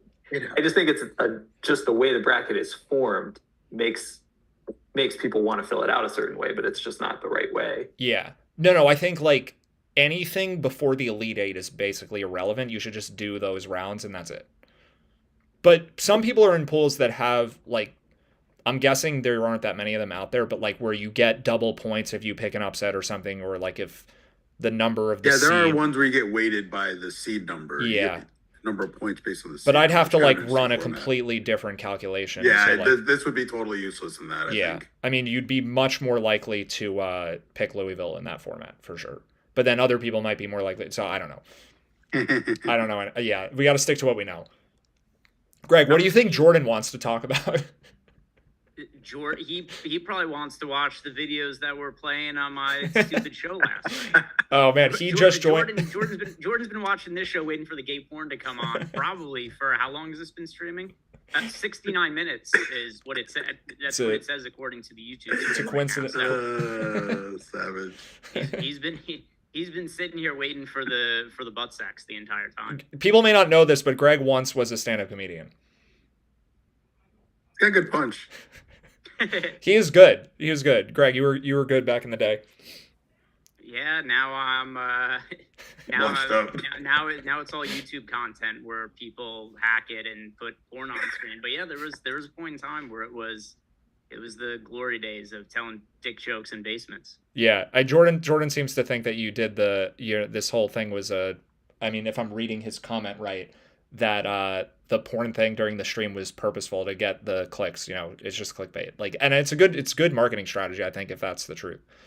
Yeah, I think that's the right demographic. I would say that based on my experience on the internet, it seems that 95% of sports bettors are probably also big overlap of looking for gay porn. Based on what I've seen online of the interests of people who are into the sports betting space, big overlap. It's got to be slightly flattering that some loser out there put so much effort into fucking with you guys. Obviously, it sucks. I am very interested in, other than where do they get the content yesterday? I also want to know, why, to your point. You know what I mean? Like, I would be, who decided that was what they were going to do with their Monday night? Was there that's a huge task that they went under. That's not, like, that's a lot of premeditation. The trolling culture in fantasy sports and betting is pretty unbelievable. Like, let's like make this a semi like 5% serious point. I'm not familiar with it as much now. Do you think it's gotten worse in the last 2 years since I stopped betting, where like people who follow, I guess not just touts, but like follow the stuff like what you do or whatever, like, are people more annoying when you don't help them win proper, or like they luck it or whatever reason, just they don't win? No, I have, I actually, like, my audience is pretty cool. Like, even though we have a pretty big following on the Stochastic and the Odd Shopper YouTube channels, like, people are kind of understand what I'm doing. There are people outside of my bubble that are absolute fucking incel weirdos that I can't believe are actual people that exist. And Right. There's a big thing that's been popping up a ton is you get all these scammer discords of the people who are, like, I'm sure Mike is aware of it. He's seen this stuff because I know Mike is on Twitter a pretty good amount as well. But it kind of depends what you cultivate. Where, like, I put out sharper content, I do my betting thread each day. If I have a losing day or like a few losing days or anything like that, people are generally like, they understand what I'm doing and they're pretty cool about it. Like, there's always going to be individuals. You also kind of own it, and you know, they're individual people who are absolutely dickheads, but I don't get too much of that. There are other people who, like, I look at their comments and it's horrific. And it's like the biggest idiots ever who I wouldn't do content at all if I had to deal with those people all the time. But a lot of those people also are just like scammers who are arguing with other scammers on Twitter. It depends. There's different spaces online. Like, there's the I don't know if you're aware of this at all, Matt, or Ben. I don't know how involved you are on like looking at the betting stuff, but there's like the guy Elf who does his spaces every day, which is taken off. It's become this really big thing on social media. Like, that kind of circle is like, it's super, super toxic. It's just an entire ecosystem of scammers who are trying to promote their scam discords, and then they get these dumb people who sign up for it, and then that's not really what I have to deal with, though. Have you seen that at all, Matt? Do you know what I'm talking about? I haven't, but I guess what I'm thinking is, like, because there's a lot of news stories and stuff about how bad sports betting has been. Like the data is in about like how catastrophic the legalization has been for regular people. But I'm wondering, like, what would those people be doing? Like, if there was no DFS and there was no sports betting, those people, like, where would they be? Or would they just be mentally healthier? But are those people that would just be screwed regardless, and this is what they're gravitating towards, or is sports betting making them crazy? No. These are insane people who've just found this as their outlet. No matter what they'd be in some like crazy Reddit thread doing this somewhere else about some random thing that it doesn't. Yeah. It's not about. Like these are These are people. Also, a lot of them are so dumb. I look at them and I'm like, boy, I can't believe that you figured out to wipe your own ass. Like it is. There are people in the sports betting space who definitely have gambling problems. But I think they would find some other addiction in some other area if it wasn't this. Yeah, that makes sense. Maybe there's like a few where it's like made them worse, but yeah, no, it makes sense. Like you don't, if you're like that, no one made you like that. No one like in a short time span made you like that. It's like a lifetime of craziness. Can't remember his name. I'll have to find it. I'll send it to you afterwards. But there was a documentary that a guy made about, it was like his life as a capper, and it's supposed to be like following his thing as a handicapper. Did you see this, Mike? Do you know what I'm referencing? No. All right. Well, it is. All right, Mike, I think it's that time. We're going to crack one open. I just went and cracked a real one. Yeah, I kind of was like, what's he putting in that drink? All right, what do you got there? There was not just ice at the bottom of it. It's like super scammers. It's like you see this person and then you realize that this guy has found a way to create a Discord channel that has thousands of people in it that are dumber than him, that are paying him for his information. Is this like Sean Perry type stuff? No.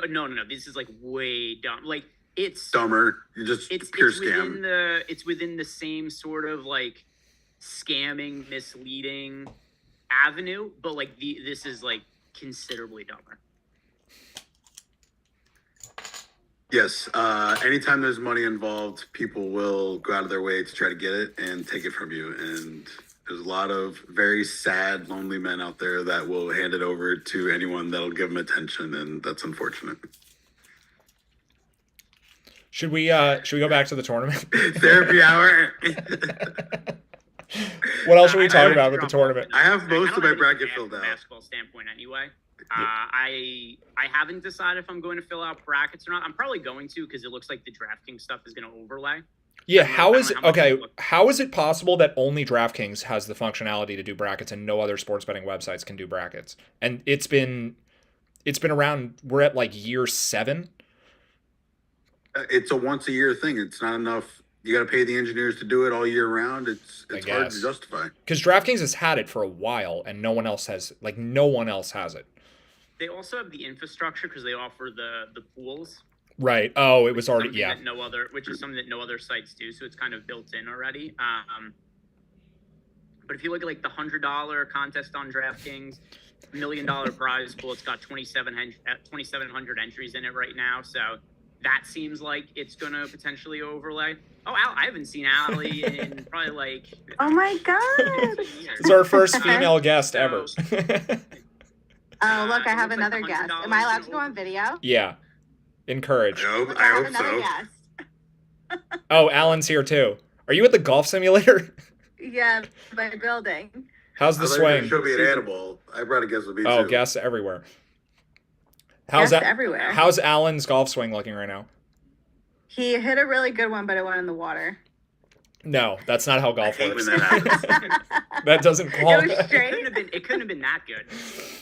It was erring on the side of good until it went into the water. People may not know this, but just to talk about how cool we are, Greg and I were co-captains of the high school golf team.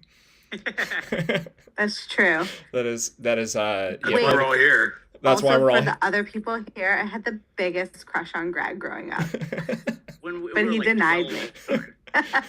12 is accurate. As someone who was there. 12 is correct. It's really important that you're here for this. She's holding on to it. The fact that Allie is willing. The fact Greg, that Allie is willing to come here and talk about this, and Jordan is just sitting there in the chat and won't join the stream is, it's embarrassing. Well, here's also a question. Here's a question for Jordan. Who, first off, he's probably trying to find my stream from last night, and he's looking back. He's trying to figure out what the content was. He's trying to figure out what it was that was going on. So he's about 15 minutes in. Jordan's distracted. By the way, Allie, I don't know if you were listening before, but the general. Let's tell it again. Tell it again. Last night. Yeah, full story again. Hacked, and the guy who hacked the stream immediately threw gay porn on the screen, and it just played for like 30 minutes. And oh my god, it had to get my channel back. It was a whole big to do. Oh my god, did you get it back, Greg? Got it back, and no issues today yet. None. That has not happened to this stream. It could be me. It could be me. It could be my revenge for not loving me back all those years ago. This would be a super inside joke, but I'm gonna guess Kevin. I definitely remember Greg. What's up, Jordan? Yo, I didn't know I could join. I'm going to the hospital. I got 104 fever for 4 days in a row. I think I'm gonna die. It's gonna be fucking awesome. Who are you picking in the bracket, though? Yeah, but look at fever. I don't got brackets. I don't do that shit. You're not gonna make it till the end of the tournament? Yeah, why waste the money? Give it to my parents. Spend it on something you can use while you're still alive. Dude, I feel so gross. I took 6 Tylenol and was only able to get my fever down to 100. How many bong hits today? 0. I literally haven't. Oh, you must really be sick then. That's how you know. So funny. I take Robitussin PM and it does nothing to me because I haven't smoked weed. I still can't fall asleep. And I'm like, someone was like, "Yeah, maybe you're addicted." I'm like, "Yeah, no, this since I was 18 fucking years old, you idiot!" Like, I haven't denied that ever. Oh, same. How's should I smoke and see how bad the cough is? You want to do that on here right now? Definitely have my bubbler sitting right Okay. Guys, this is the content that we've all been waiting for. Oh my god, imagine I don't even know you guys. I'm just hanging out. Let's go. I die on stream. That'd be so sick. Might get up Maybe you just shouldn't do that. Send a video to my mom. Yeah, definitely don't die. Greg, I don't want to be part of this. Greg and Matt, if you're gonna die, cannot be in a comp. Is your mom watching? We've crossed the line for Allie. No, after I die, you guys got to text her and be like, "Hey, Carol, it's been a while. P.S. Just watching Jordan die." No. We'll just send her the link and just no context. Rewind 2 minutes, Carol. Be better viewing than my show last night. That's gonna sting for a while. I think he'll be okay. Is it worth talking about the betting odds for this tournament? Because I personally don't care, but do any of you guys care? Matt, I like winner. Should we? Yeah, or just like betting odds on if outrights? Jordan's going to make it through the rest of the stream alive or not. Just give me a sure thing. Yeah, give me some outrights. Let's go. A sure I thing. owe my bookie $500, so I need a couple sure things. So there's actually not the 1 seeds are all less than 99%. So even if you're like, yeah, I'll just parlay all the 1 seeds in the first round, at least they're all guaranteed to win. It's not even real anymore. There's no sure things. You can't even do that. You can't even make a stupid money line parlay with all the favorites. Did you see the statistic? So there's only been a handful of, I think, teams that had an adjusted net rating in KenPom of 35 or higher over the last 10 years. Every single one of them has gone to the Final Four or further. And this year, every single 1 seed has an adjusted net rating of 35 or higher. There's never been a year where there's been more than one. So we talked about it a little bit at the very beginning. All the top teams are better than normal, but it includes the 2s, the 3s, the 4s, and the 5s kind of also. So it's just really top heavy, but it's not just the 1 seed. So this year is like a total anomaly. But like functionally for picking brackets, it actually is the same because the entire top chunk of teams is just all higher. So it actually has like no effect. But I guess, yeah, it's like, it is kind of surprising given that the 1 seeds are only like 98% in the first round. Because you would think like Duke is going to be a 47-point favorite in game 1. But I guess there's just still randomness. I don't know. It would be amazing if Duke loses their first game. We could just talk about that. Like, it has happened 2 of the last 6 years where a 1 seed was like a 30-point favorite lost. Is that an interesting? Jordan turned his camera off. Now nobody will know he smokes weed. No one will know. Nobody will know. Yeah. No, let me take my temperature so I could see if it goes up after I smoke. This is a good science experiment you're doing. Not really. His camera's off. We're not gonna know if he died. Oh or not. yeah, we're gonna have to take his word for it. Yeah, we need visual proof. Yeah. How is this gonna go viral? No, I'm putting it back on. I just had to find stuff. Okay. Sure. We Alright, can't first we'll have do- you dying off First camera. we'll do What a disappointment that would be. just getting up, my heart is fucking racing. It's amazing that it took Allie joining the call for Jordan to join the call. Well, you called me a pussy. I didn't even know I could. Yeah, Jordan's not even joining. I was like, what the fuck is he talking about? He didn't send me anything. Yeah, there's a Zoom link on the YouTube. Yeah, I noticed that. Oh, Go off your ass. you don't- I think you're doing it wrong. You don't have an Instagram anymore, so you haven't seen my relentless updates about this show happening. I forgot about that. Taking your No temperature. Instagram, you no have to start, you Facebook, put it no up your Twitter. ass, then you put it in your mouth afterwards. Washing optional. But or else you're never gonna know what your temperature is. You got to get both ends. It's a good point. Bro, I'm down to 98. I could smoke weed legally. Look at that. You're cured. I'm totally. I don't even have to go to the hospital anymore. We got it back. Oh, let's try this. Oh, I didn't pack it. Yeah, 5 I minutes. literally cannot. 5 minutes from now, you're gonna be running sprints up and down the beach. Allie, I want your opinion on the net rating of Duke. What do you think? I don't give a shit what Greg and Matt have to say about that. You don't want my opinion, Jordan. I bet it's better than theirs, to be honest. Definitely more entertaining. It comes at a cost, my opinion. She wants a couple hits from that. Definitely, absolutely not. Oh my God. Somebody go give him the Heimlich maneuver. He's an expert. Actually stressing me out. Yeah. Next, I'm going to do some ecstasy. No, kidding. Jordan smokes so much weed, he gives other people anxiety. Oh, you know what I did start doing, though? That's really awesome to balance them? You do shrooms on other days when you don't want to smoke. It's a very nice little balance back and forth.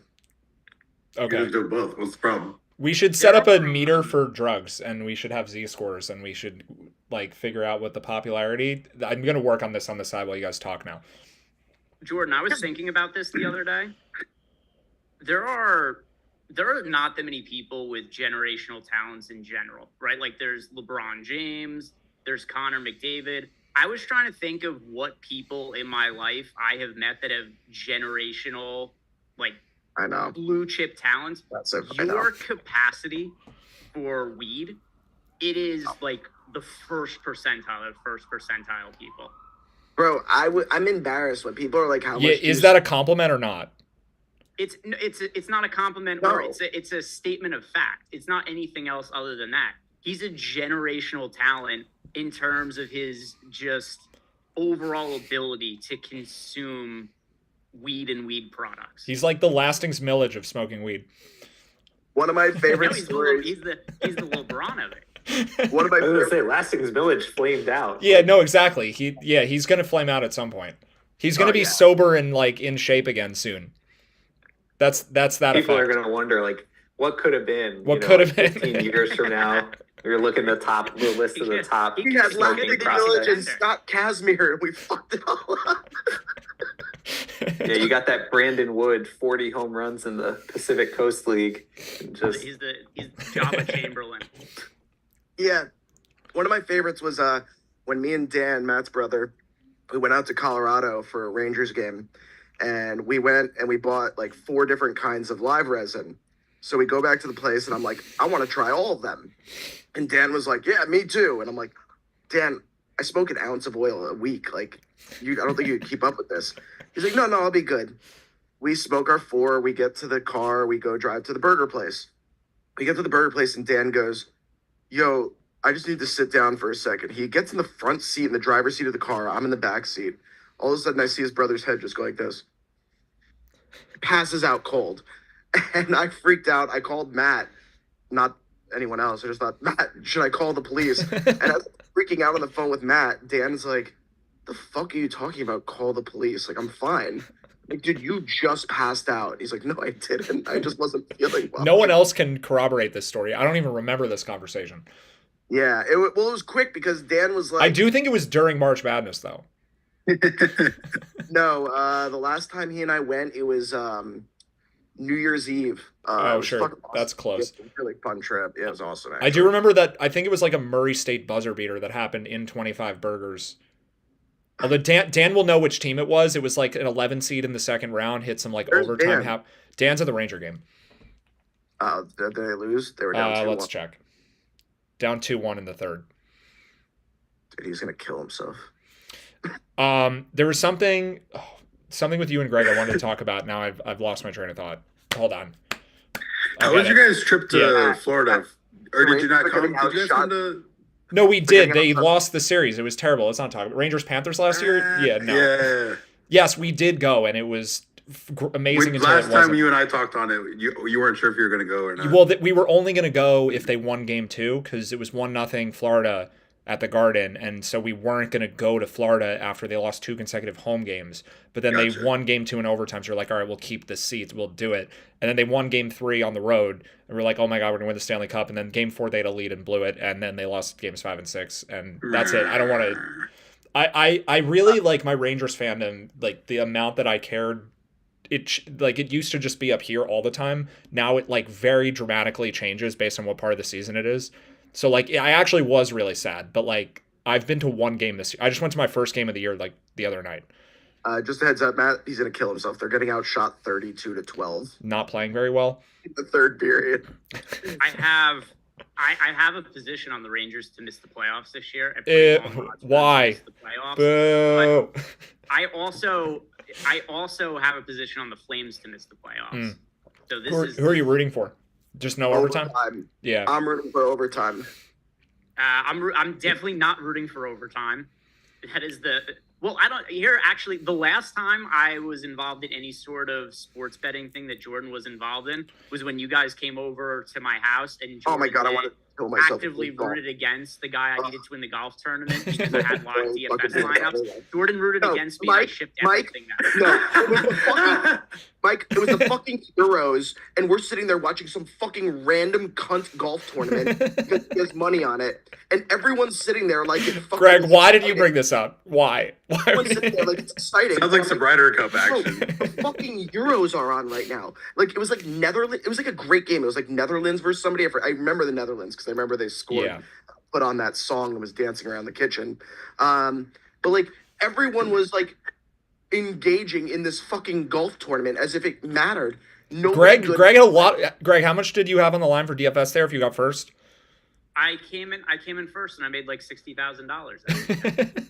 I know, I was so pissed off. I was so pissed that I watched the golf on Saturday that I actually actively paid attention on Sunday to the scores and was rooting so hard against you.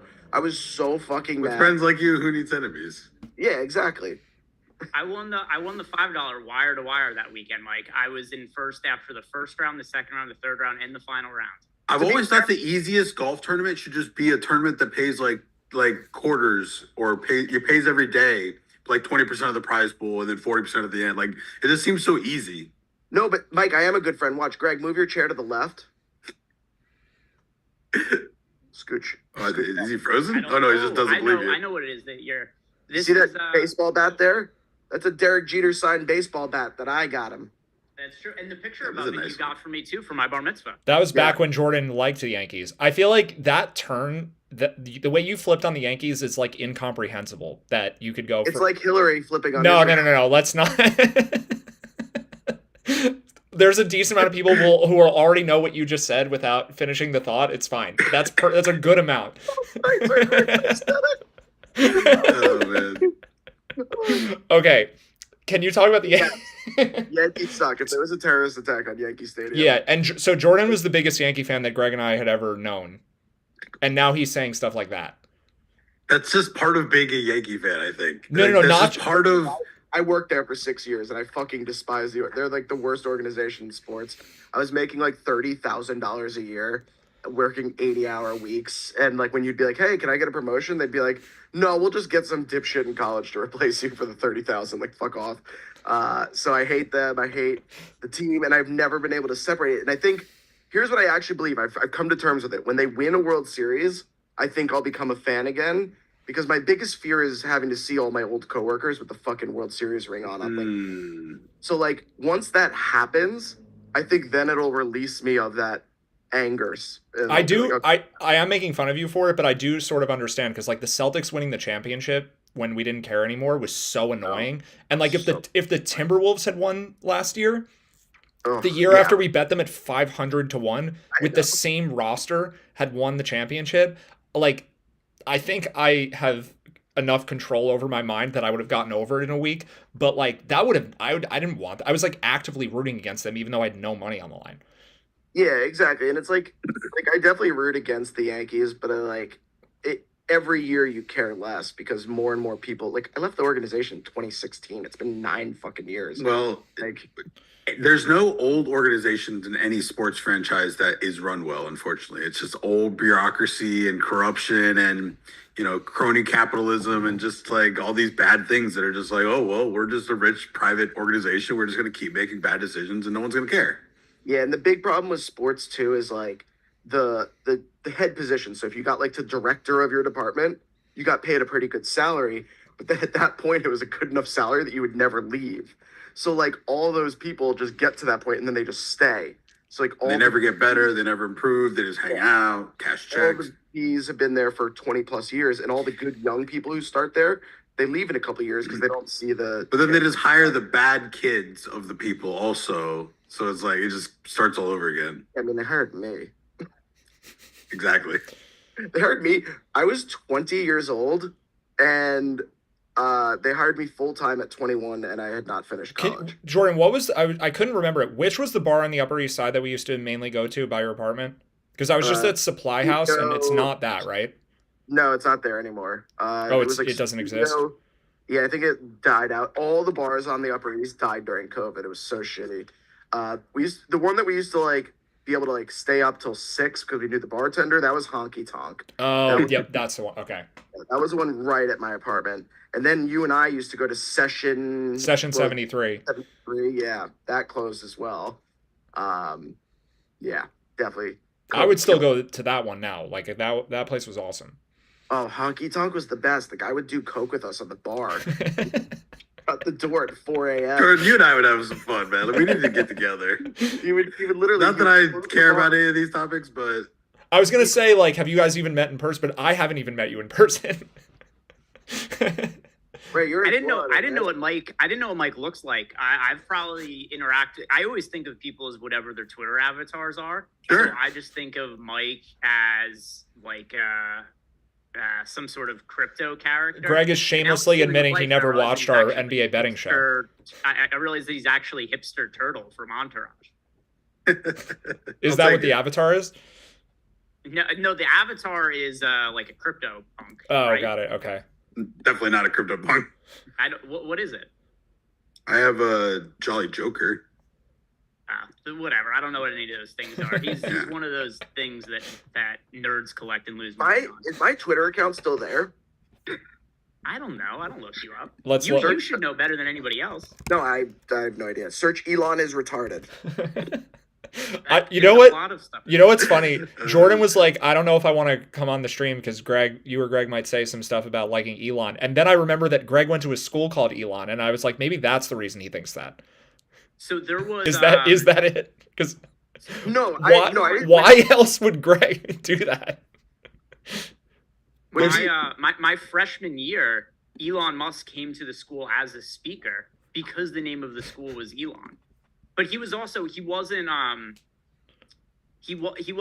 like well known at the time, obviously not anywhere near here, right. And he didn't like run government operations or anything like that. That's this was a little bit after he sold. That's a pretty new thing that he's taken up. When he came, it was like he was starting up SpaceX, I think was the right. time frame. It's just funny to me that like the people who used to buy his cars were all Democrats and Republicans were like, no, electric vehicles are for pussies. And he's just like, no, let me totally alienate the people who do buy my cars. And let me go and embrace the people who say electric cars are for fags.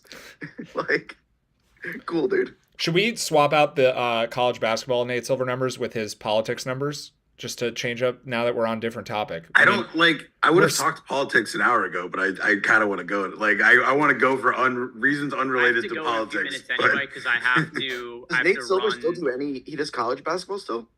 That's what we're using. That's what you're here for. I thought they got He rid of did. Nate So Silver. 538 got rid of sports, and then he started his own website, and he's slowly bringing things back. So actually, he is going to start Oh my doing God, are we gonna get gambling Matt right. back? Okay, so let's talk about this instead of politics temporarily. Let's do a what would it take for me to start gambling again? That's right. Okay. One, we definitely need the Raptor ratings from Nate Silver. That's necessary. Those don't exist anymore. There's better. No, there's not. Yes, there are. There's There's not. absolutely, like, There's Greg's a absolutely- liar. There probably backups are better, numbers but that are better. they're the easiest ones for me to The navigate. man on the screen is a liar. I'll send you. I could send you. It doesn't. I don't want to get you back into it. So like, I don't want to. I'm not at risk of it. I'm not at risk of it. I could so much. I could send you information that's easier to digest and is more accurate than the Raptors. It's great we're talking about this now. So Greg has already nuked objection number 1. Here, I'll tell you what could get me back into it. If Matt texts me every time I should bet something, the exact second I should bet it like he used to, I will get back into it as well. That's Okay. what it'll take. Noted. That's I mean, that could happen again. The problem is, like, I don't think I was ever actually that good at betting. It was just that the sites were so stupid. I tell the Shohei Ohtani Whole Foods story to people very often still. Why do you know that so well? I guess I've told it to you a lot.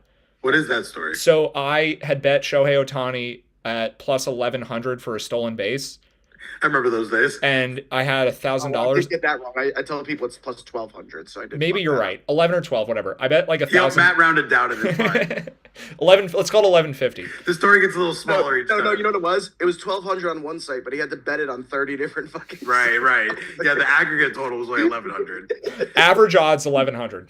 He stitched together 30 different tickets. Yeah. Yeah.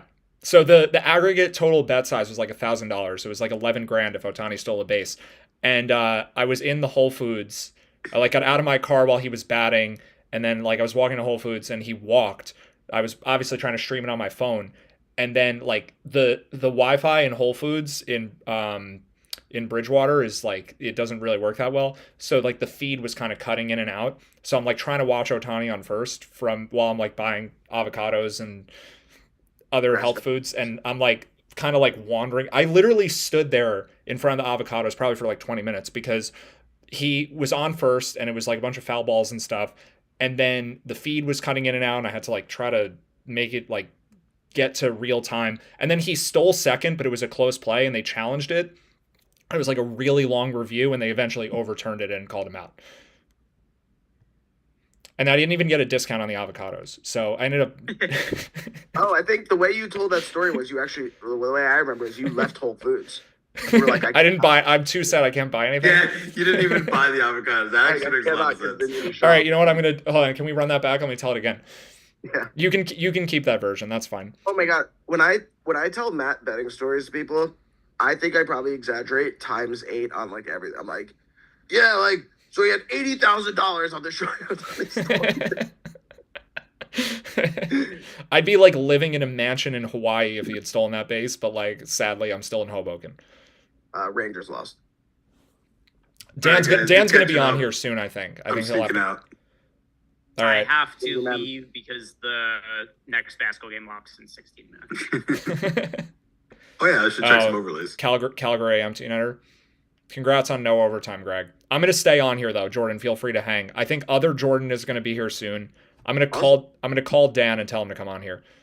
Have a good one, guys. I have something. Assuming that you're talking about the Jordan I know, Yeah. not Jordan Kaminsky, Jordan Rosenblum. Is that Yeah. correct? Yeah. So I was gathering data to do my baseball futures this year, and you're going to know that he's the creator of Oopsie. Mhm. Ben and I were looking at it like, oh, look, there's this new baseball projection source. We're trying to figure out where it came from, and we had no clue. And then all of a sudden, an article pops up on Fangraphs, and I click on it, and I just thought it was funny that Jordan was the one who's behind it. It's part of the aggregations I have in my sheet to create baseball projections for every team. I used his projection model as part of it. It's tough that you guys aren't going to overlap him being on here. He'd be very. I'm texting him now to tell him that we're Wait. talking about his model. He lives in Finland, but he's still doing like MLB fucking models. Yeah. I think he does contractor work for Fangraphs. Oh, that's sick. I did not know that. Fangraphs is the only baseball website I use. Yeah, so Jordan's sleep schedule is suited to watch baseball still. I was just in Finland Oh. visiting him, and he goes to bed at like 5 a.m. their time. So like when I went there, I actually was going to sleep later, like earlier than I would here. It was 10 p.m. here. I didn't even, there's no jet lag. I just like my sleep schedule just meshes. It's just he's 6 hours later than I am. Bro, I can't imagine a shittier thing to fuck your entire sleep schedule up for than watching baseball. That sounds awful. Some people like it. You used to like it. Baseball's so boring. What's your favorite year of baseball from your life? Well, now looking back, 2001, 2004, just because. So now in hindsight, you're happy the Yankees blew the 3-0 lead? Yeah, actually, that's even not true though, because I still see that movie Fever Pitch, and I'm like, you get a. Do you know that's Dan and Kevin's like favorite movie, even though they're still Yankee fans? Well, at least Kevin is. I hate it, dude. Drew Barrymore is such a bad actress, and she's so bad in that movie. Like, it's actually infuriating. And I do think Jimmy Fallon's not funny. I think he's amazing in that movie. Mm-hmm. And him being so good and her being so bad, it pisses me off to no end. Because he's not good normally. I think that's fair. Right? Yeah, he's not funny normally. I read something. You know Anthony Jeselnik? Mm-hmm. So he used to be a writer for them for like a week, and he said he would write the most like fucked up jokes, and all the writers would be like, "Bro, we cannot tell Jimmy Fallon to say this." It's like, yeah, I don't know what to write for you then. I think he wrote for the show for almost a year. Was it? Okay, yeah. I think heard it on like a he wrote, podcast. I think he wrote for the show for almost a year, and they never, maybe 3 of his jokes made the air. So, like, because he had a contract for a set amount of time, and then it just wasn't the right fit for him. But yeah, like, he could not have more diametrically opposed comedic voice to anybody than he does to Jimmy Fallon, because Jimmy Fallon's like the most. Although with that said, I don't think Jimmy Fallon's that way off stage. It's just like his on stage persona. No, remember when he got the job at the late night show? He would be in the tabloids every week because he would go to like piano bars and get fucking hammered, and like would be there till 2 a.m. paying everyone's bills. There was a point in time where if you were hanging out at dive bars regularly in New York, like, you would have a story of running into Jimmy Fallon. Yeah. My cousins, who, if you remember, my cousins Hunter and Tyler, who grew up in New York. No, I've never heard of them. I've only known you for 35 years. So they had a night where they were out with their group of friends. The three of us have known each other for whoever's listening 34 years. So yeah, we're not going to not know anything basically. You got to combine 105 years of knowing each other. Yeah, 102 if we go around the triangle. There's also I guess this is part of me thinking that I'm trying to do a show for more people watching as well. I'm not actually asking you if you remember Hunter and Tyler. I'm kind of trying to cue to the audience because it's a YouTube show. I totally keep forgetting that we're on a YouTube show. That is not. Also, there's also like to me, we're on a Zoom with the 3 of us. Other people are here. Oh yeah, that's. I do have to go though to update my basketball lineups. Jaden's coming over this weekend, by the way. I thought you were gonna say Jaden's gonna come on the stream now. No. She is coming. She is coming over this weekend. If you Jaden wants to talk about Ohio State getting robbed. We don't have any Ohio State voice. Actually, Aiden was from Ohio, but his sound wasn't working. So yeah, we could use that voice. I feel like I don't even know what else to say about the tournament, but we're going to get Jordan on, other Jordan, to talk, because Jordan Rosenblum's the one who, he not only does baseball stuff, he also created this little spreadsheet thing. This is his, the system, the meter. We should do a day at Greg's before Ben's birthday, so we could say that we saw each other twice in a year as opposed to once. We could twice. Are you sure we can handle that? If you guys aren't busy and you want to come by this weekend, Jaden will be here. I think from. Oh, I legit might have to go to the hospital. That wasn't a joke. I've literally. You seem fine. I know. It's, you know what's so funny? I smoked. My fever's down to 98. I told you. You just hadn't smoked in long enough. Not smoking. Bro, that's so bad. If I almost went. And I still think you're doing it wrong. You're gonna get a more accurate reading if you put that up your ass. Probably. But it would taste bad after. Yeah, 98.7. I'm like healed now. Depends who you ate most recently. This is like fucking God's nectar. All right. Later, guys. All right, love you, man. See you, Greg. Yeah, we should we at the very least we should hang out on like Zoom or something more often. We should just do a podcast live all the time. The problem with You that just though, watch is, at least Jordan for me, smoke I on do air. like it feels like work to me when I have to do, because I do like hours of speaking. I know, we're like making you do what you do for a living. I guess it doesn't really matter though. I have to get the fucking blur off. Hold on. So we can see the dogs. Hey, no, you don't like me pointing the computer at you. Say hi to them. Should we do the thing where you have the dog pick the bracket by like doing like 2 balls that are there, and it's like whichever one they push further is like the pick? That is popular content. It's really popular content. Yeah, I don't know if you've met. Greg, have you met Stella? Yeah. Okay. Well, Matt definitely knows. She does not cooperate with a lot of things. Yeah, I've met her. She would pick Duke in Florida, yeah. I think I've met her 3 times. I met her when you when you first got her. Yeah, she had to get her. Terrified of me. She had to get half her tail amputated now too. Oh, why is that? Like, we boarded her when we went to on a cruise. The whole family, well, whole family minus my fucking shithead brother. We went on a cruise with the whole family, and so we boarded her. Came back, and her like whole tail was like messed up. She'd been like gnawing at it and exposed a nerve, and they were like, "Yeah, if you don't amputate half her tail, it's just gonna keep getting messed up." And then this is my parents' dog, who I've stolen, Miley. Hold on, I have to unblur myself again. I've never seen Miley before. Stella I've seen Hey, Mother Liz. Stella I've seen a few times. Yeah, so basically, I've stolen this dog from my parents completely. She's lived with me for like over a year now. White bee. Okay, so she just lives with you now? Yeah, except for when I travel for work, and then both dogs go to them. But like, I took her for a little bit, and then the dogs got like attached, and I kept. What all right, like 2 minutes, then I really have to leave, or else my lineups aren't going to It's such a funny like reminder that that's a thing that like I think we all used to have that. Jordan played DFS at some point, right?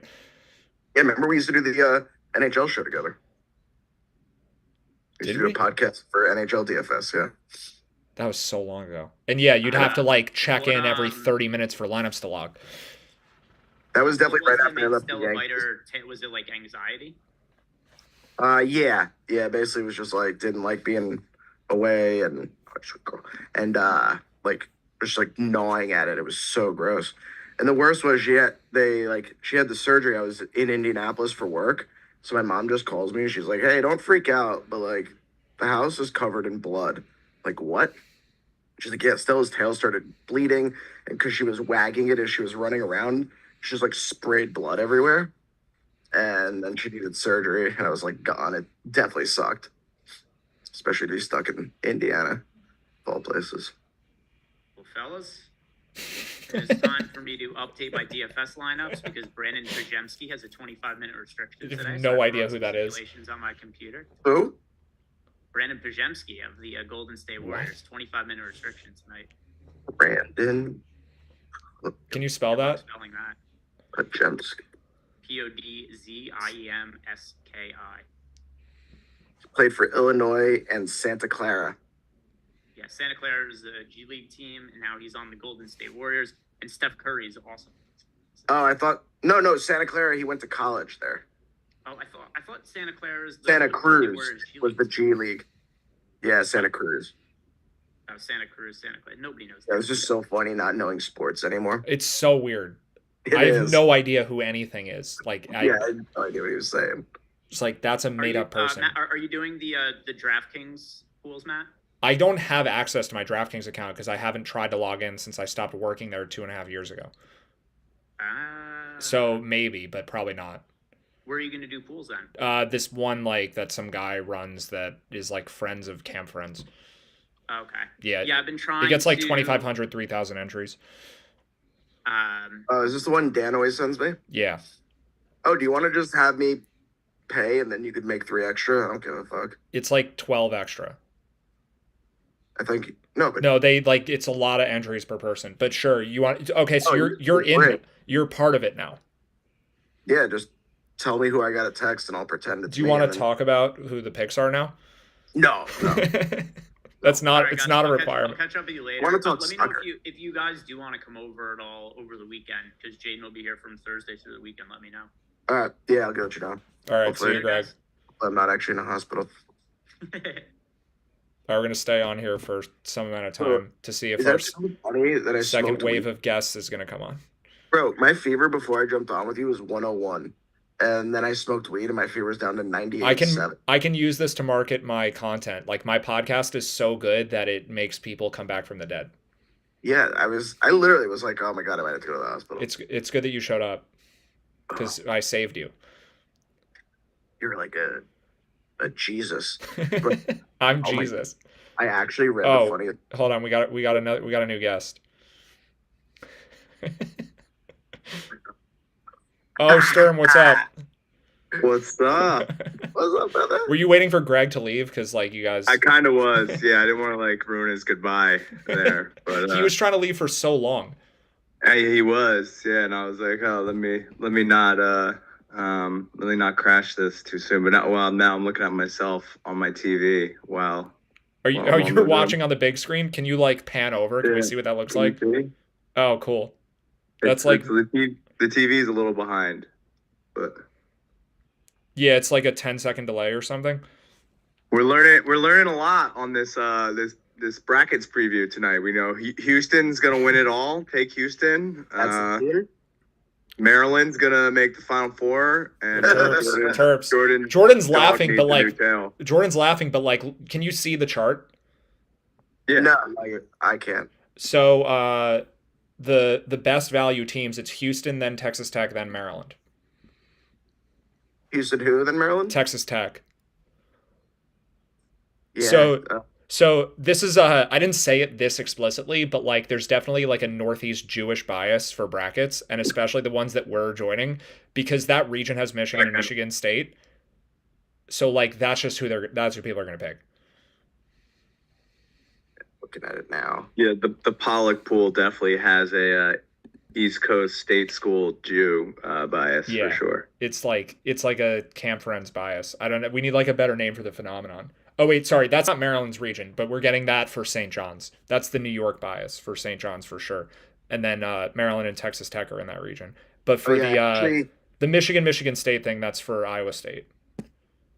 I did watch that Louisville Clemson game. I did watch one basketball game. I was on a date and it was really boring and the game was on over her shoulder, so I just kept watching. Could she tell that you were doing that? Probably, yeah. It was so boring. So is that second date gonna be for the tournament this weekend? Oh yeah, for sure. Wait, but like if that resulted in the result of the game that you wanted, then like she's good luck charm, and then you have to keep. Oh, I didn't care. I just that's like Fever Pitch, the sequel. Is just that's the plot. Yeah, I mean, I'm writing a movie in my head right now. Syracuse didn't really do their thing this year, so once they got eliminated, they got the shit beat out of them by Would SMU. you, if we got Greg's sister on here, would you start with how she like actively rooted against Syracuse that whole time when she was like in middle school and you were like crying in Greg's basement? I was so pissed off. I was so fucking pissed off. She like was roasting you for 40 minutes. Bring her in. No, one of my favorites was NFC Championship game, Giants Packers, the one they won in overtime. We're just 2007. Set the scene. Yeah, so Jake was dating Lindsay at the time, and It's an important detail for everybody. Well, and Lindsay's dad knew AJ Hawk, so she comes in a Packers jersey, and already I was like pissed, and I kept making comments all game, and like Jake's not a sports fan, so it was already kind of like, dude, like I don't need you here, like you can both leave. And when he missed the field goal at the end of the fourth quarter to send it to overtime, she started celebrating, and I legit kicked them out of the house. I was like, both of you, get the fuck And she out was, of my house. just for context, she was like 8 years old. No, it was. Oh, this is we're not talking about Jaden anymore. Okay. No, we're all Oh, I thought we were talking about beating a child. Yeah, that's what it sounded like. And I basically said to my buddy, I was like, yeah, get out of my house. Like, do not need you here. After we just missed a field goal to go to the Super Bowl, like, get the fuck out. Kicked him out. Then they kicked the field goal to win, and I called them and was like, "Hey, I'm really sorry about the way I acted, but we're all going to Applebee's if you want to join us." They did. What are you talking about? You gotta just go to Applebee's, I guess. I definitely threw fits about sports in my younger years. So there's a chance that Look we at you are. now. Yeah, now no. There's a Never- chance that we're not like throwing any already, kinds of fits anymore. I'm sure. yeah, now I smoke enough weed to really not care about anything. there's a chance we're already distraught over this tournament within the first hour because Louisville is the literal first game Tuesday at noon. Who Did Louisville win the ACC tournament?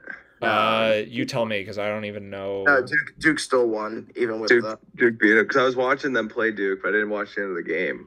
But they played Duke without flag and lost. That's not great. So yeah, they lost by 11. Louisville would probably be like a 14-point underdog against Duke or something like that. So yeah, like the odds of them actually winning, like, yeah, it'd be like a 10%. Like they should lose anyway. He's not worth that much. Are you saying on like a neutral court because it was a 6.5-point spread?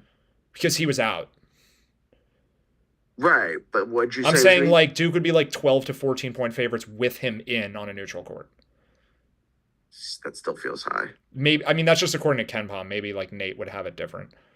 So Mies, let's do some real analysis. Oh yeah, here okay, let's go back. For the 1 seeds, so Duke is definitely the favorite. I'm looking at your expected points column, right? Duke's like 20 something. Yeah. Houston is second by a slight margin over Auburn, and then Florida is the lowest. So does that mean Florida is the weakest 1 seed? Yeah, wait, I think Florida's ahead of Auburn. Hold on. Or am I wrong? No, I think the points. It's Duke is 20.5, Houston 16.5, Florida's like also 16.5, and then Auburn is. Oh, you got Auburn 15. Auburn is 15.3. So Houston and Florida are essentially the same quality of team, but Florida is like twice or like 70% more popular. Auburn is actually the number 1 overall seed by the selection committee, but they're the weakest of the 4 teams. And I think because of that, people are like, oh yeah, we can't. Auburn's pick popularity has been dropping like every update. When I've checked Yahoo and refresh it, every time I check, Auburn is like down because the standard, like the person who kind of knows what they're doing but doesn't really know what they're doing, they're like, oh, Auburn, number 1 overall seed, but they're 4th in betting odds, so like we shouldn't pick them. But the public is like making it so that there's some value on them because no one wants to pick them because they're like overrated by the selection committee, but they're underrated by people in pools. So I think Auburn to make the finals is actually a decent pick, even though they're like in the middle of the Z-score thing. You just have to have them playing against like one of these random contrarian teams. Yeah, I will if I'm in a bracket with you and all your nerdy friends. Should we run a bracket? Should I run a pool for fun? But everybody who's been a guest on this podcast tonight goes in a bracket. Allie's gonna win. Allie's in. Yeah, Alan's in too. She's gonna win. I'm saying. Allie's gonna pick Duke, and she's the only one with Duke. Right, but that's what I'm saying. We're all gonna have the same picks. She'll have the only person. Literally all of I Houston. feel like Auburn's a pretty good trendy dog, or not trendy dog. It's like the By the way, reverse I'm on the trendy dog. I'm on the non-trendy YouTube, paper. I Yeah, don't that. see Auburn. What are you Like, saying? I don't know. Scroll down a little bit. I'm on the YouTube and I don't see Auburn on the spreadsheet. On They're there. like right in the middle. Yeah, they're like halfway. Look for the 15. Look at the E points column and go down by that. Look for the 15. Yeah, that's all the teams that aren't either play-ins or 13th or 16s. So actually, there's one team in the play-in that might look like good value, and that's UNC. I think they're playing now. Maybe it's worth knowing. Yeah, if you UNC shouldn't even have made the tournament. The fact that they got included was controversial. Was it? Okay.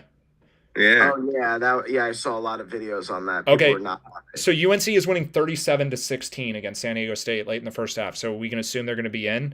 What's their KenPom ranking? They are, I think it was like 30, 40, 33. So they just sucked this year? 33. Nate Silver's way higher on them than other people because like preseason they were supposed to be better, I guess. Their probability to win before tonight was they were 2.3% to make the Final Four, but now it's going to double because they just won their play-in game. So it's going to be like 4.5. No one's going to pick them. So Yeah, Were they I mean, 11 seed? the next update of this spreadsheet will have them added. They'll probably be like near the top. The late, if you've stuck around for over 2 hours, the super sleeper has emerged. When we were the first hour of the stream, their game hadn't even started yet. Yeah, to sit through a lot of talk about gay porn and bloody dog tails and reminiscing about the good old day. I tuned out for a while. I don't even remember what you were talking for like an hour. To be fair, when I was told to come on the stream, I was told we were talking no basketball. Yeah, that's how I got him on. That was the promise that was made to me. I saw Lester had a gun earlier too. That was pretty cool. Yeah, Lester's appearance was very funny. Matt, did you see how UNC lost to Duke in the ACC tournament? No. So they were shooting a free throw, and one of their dudes took a lane violation, and they lost the game because of it. That they had a free throw to tie the game or something, and they got like nullified for a lane violation. And then Duke scored. You gotta just like respect the game as a ref and not call that, right? Like that's the consensus that people think. Yeah, it was you weird. You can't make that call. I think like the Duke players, like I only saw the highlight. As someone who didn't even see the play, I'm just going to assume it was marginal. So UNC could have won if that didn't happen? Yeah, they had a chance to go to the final. Louisville. Take them to win it all. That sounds like them and Houston are the best two picks. So if I had to just eyeballing it, I think UNC is going to be like our 7th best or 8th or 9th best value team. They're going to be somewhere up there. So remember that one year that we had UNC to make the Elite Eight in the Final Four? They were an 11 seed that year too, I think. They won all of them. That was like our best betting futures, I feel like. Yeah, they were like 20-1 to make the Final Four, and they made it. Yeah, who are those teams this year? For betting? Give the people some betting picks. Oh my God. I don't even know what the odds are. We also learned that people don't even like brackets. Pull it up. This podcast, free-flowing conversation. Yeah, people don't care about anything. Go to futures, and we'll just go to like each region. Pull up the odds. Let's see them. I can put them on the screen. I probably should do that. All right, to reach the Elite Eight, if you don't like Duke, plus 230 on no. That could be. What site are you on? Are you on DraftKings? No, it was Caesars. I deleted DraftKings ages ago. All right, I got Nate Silver's odds. When DraftKings even floated that they were gonna like charge you like a tax to bet. Oh yeah. I deleted my account, deleted the bet, and they were like, they even backtracked, but I was just like, yeah, too late. The fact that you even thought that was something you should consider made me say no. So the thing is, I kind of looked at this already for betting. There actually is like no value anywhere. The reason there's value on the bracket is because people are just bad at game theory. So like in terms of betting odds, like I kind of scanned it. The only team I saw that's like undervalued significantly for betting odds was Alabama. I mean, if you like Maryland's plus 850 to make the Final Four. Right, so Maryland's plus 850 to make the Final Four. Nate Silver has them 10% to make the Final Four. Like, it's not even a good bet. Yeah. The reason Maryland is a good pick is because they're just underpicked in terms of, like, what people are taking on Yahoo. Because their region just has St. John's and Florida, who are, like... Actually, can you give me... what is Florida... What's the no on Florida for making the Final Four? So they actually don't have that on this. They have Elite that's how you know. That's how you know it's good. And well, they have Elite Eight and Final, and then they just have you could like bet to make the Final Four. It's weird. Okay, we got another guest coming on. Yeah, someone who doesn't watch college basketball anymore. It's wild to see Kansas at plus 1,500 to make the Final Four, and UConn, who's going for a three-peat at plus 2,000 to make the Final Four. They really must have dropped off. UConn's like an 8 seed, yeah. All of UConn's players are in the NBA now. Yeah. Yeah. Black fucking nigger. Black fucking black ass. Okay, how do we do this? How do we get rid of that?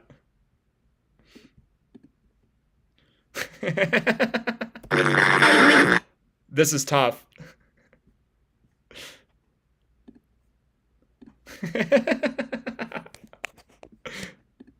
Yes.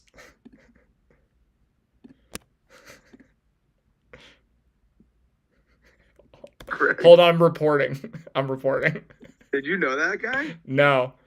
Bro, when that old guy got in, I was like, who the fuck is... I was like, who's this weird friend of did Greg... Is Greg doing something? I feel a good sense of camaraderie now with Greg.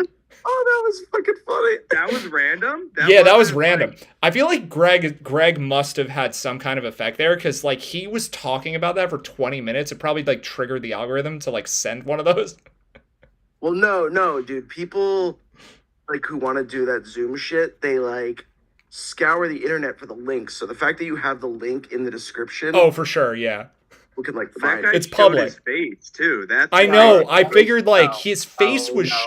You think that's not that was, him? That was a video, and then 100%. You don't think that was him? No, Listen, it was getting a little boring. It's good we got some the action. guy was like 50 years old. You think that 50-year-old's like looking for Zoom links to put up porn? I thought it was one of like your dad's friends or something calling in. I actually was thought like, oh, this when I saw Johnny's boy.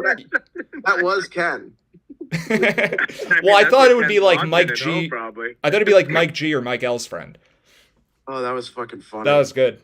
It's so funny. Like, I feel like we're a bad group to prank like that because we just like that's hysterical. Yeah, I Like, don't care. Yeah, none of us get mad. We all just are I'm like, a little "Oh, that was worried.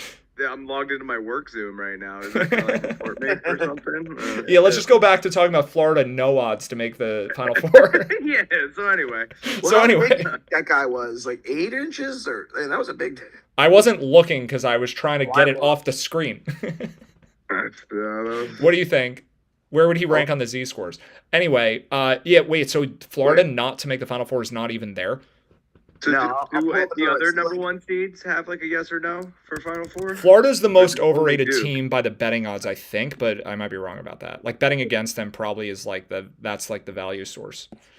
Yeah, I mean, it's crazy how many SEC teams are in this tournament now. Like when you think about like how bad it used to be, Kentucky, and then like Tennessee would have their good years. Bama's been good for a couple of years, but this year, I mean, holy fuck, they're all amazing.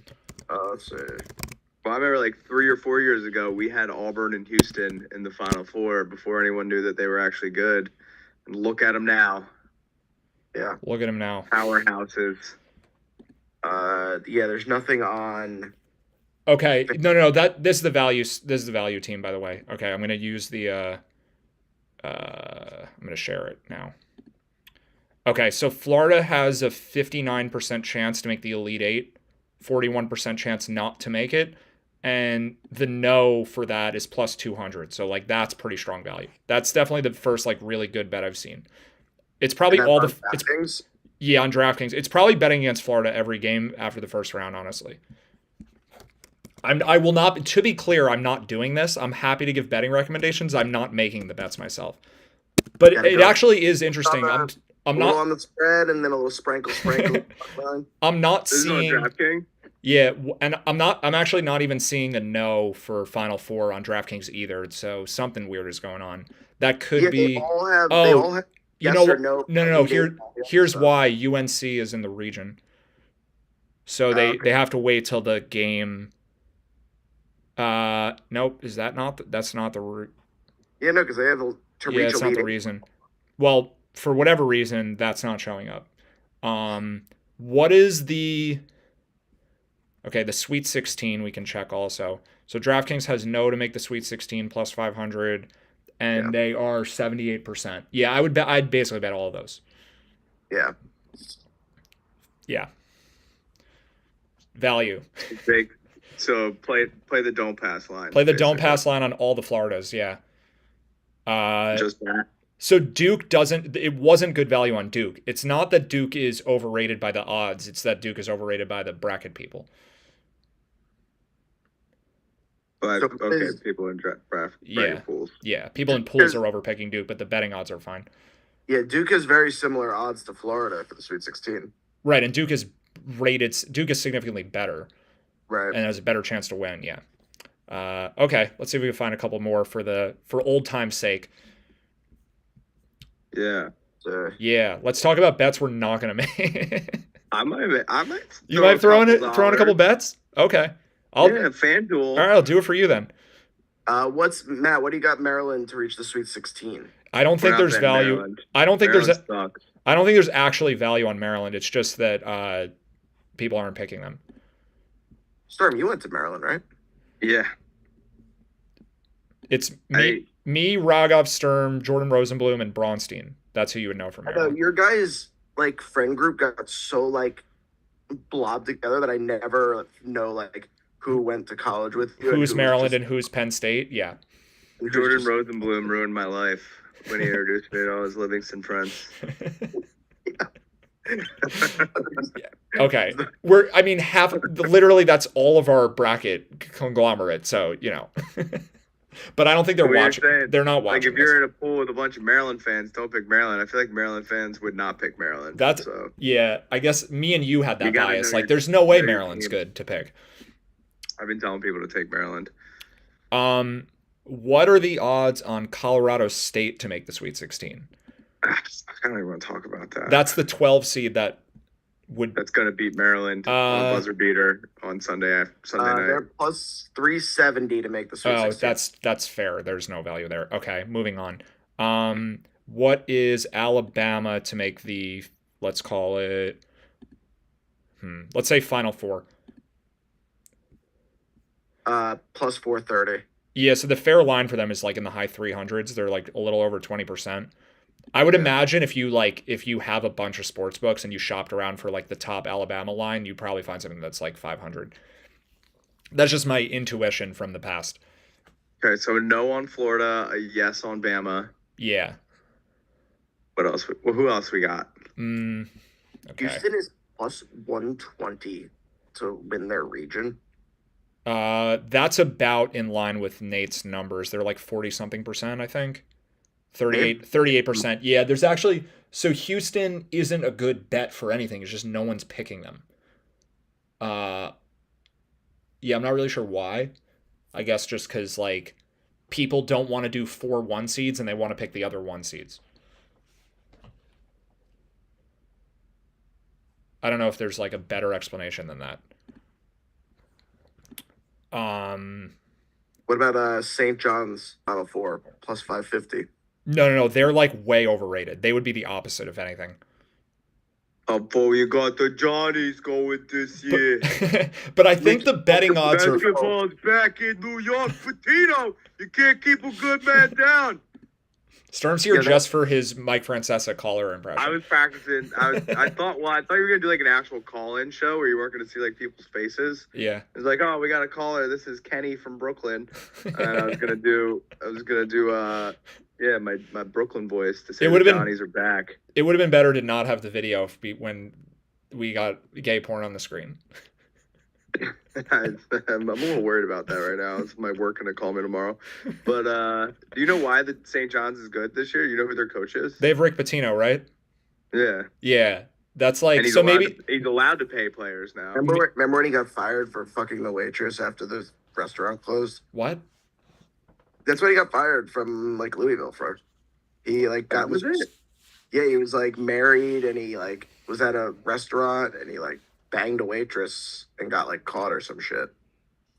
I thought he was like paying players and like getting prostitutes for the players too. Yeah, I think it was both. Yeah, no, it was definitely both. It was a combination of things, it wasn't just one. Yeah, I'm going to Louisville on his Wikipedia. Oh, here he goes. But now all that stuff's legal and allowed, so he's back in a winning situation. Where's when he got fired? The university, escort sex scandal involving recruits from 2010 to 2014. What a good time to be a college basketball recruit at Louisville, my lord. So I guess that's why people aren't picking Louisville, is because they don't have Rick Pitino, among other things, I guess. Louisville's like one of our most undervalued teams. Yeah, it looks like it had more to do with the whole prospects going and banging hookers thing than the restaurant thing. Okay. Should we talk about which games are like actually good bets as individual games in the first round? Yeah, let's go check some of those out. Individual games? Yeah, like the start of the tournament. Yeah, sure. Okay. If you want to get started, more into like a set it and forget it kind of betting mood for the tournament. Louisville's going to be a good bet in every game, so you could just bet the futures, I guess. Louisville definitely has good futures odds. So they are to reach the Final Four. Where are they? It's plus like 2,200, 2,500, something like that, and they're like 6%. So it should be like 18-1 or 17-1. But you could just bet them in every game. If I was still betting, Louisville every game would definitely be a thing. So is it better to bet them game by game or take the future? Probably, yeah. But I would probably do both. the 'Cause- Which TikTok one? of Because this, I'd be severely limited, so I would just do all of it. Which one would be better for I think the someone who game by don't game wanna- is always better, but it depends because like if you do if you're just gonna go by like what FanDuel has, then just do the game by game. But like sometimes you can get like an outlier future. You know, when we bet on 17 different sites, it'll be like, oh, this future one is so out of whack that we just do that. I don't imagine you're doing much of line shopping these days. I'm going straight to FanDuel. Yeah, yeah. Is the your Eagles minus 2.5 in the first game. so there's 64% to win and the line's only minus 140. That should be like minus 180 or something. Is your account back? Do you have it? Oh yeah, that's a good point. I haven't tried to log in, so I'm probably not gonna bet. I just got an email from Caesars New York that was like your account is dormant for too long. You no longer have access to it. Like I've been getting those. It's been that long. My accounts are all like gone. Jordan, I got an email from FanDuel that was like, your account's been locked by too many failed login attempts, like the day after he told me he was coming back to do this. And I was like, oh, that's interesting. Are you trying to get back into my account? He was like, what are you talking about? That wasn't me. I was like, oh shit. Like, I guess someone's That's crazy. someone's trying to hack me. Maybe it was Mike W. trying to get into my my FanDuel account. Fuck that guy. just stick to Greg's stream. We don't want that here. So have you guys seen, this Clemson, they're playing the 12 seed, McNeese. Okay.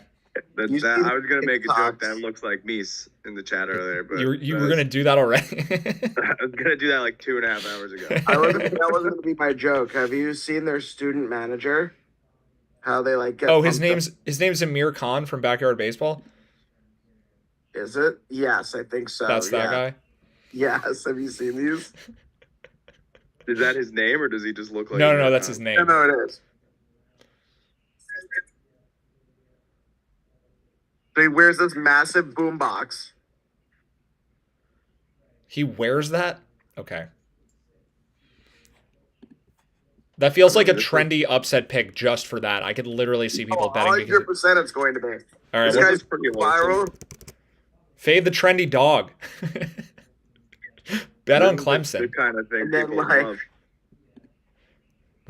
What's that team? I feel like How there was big it's gotten. Now the boombox is now sponsored by Tick Pick.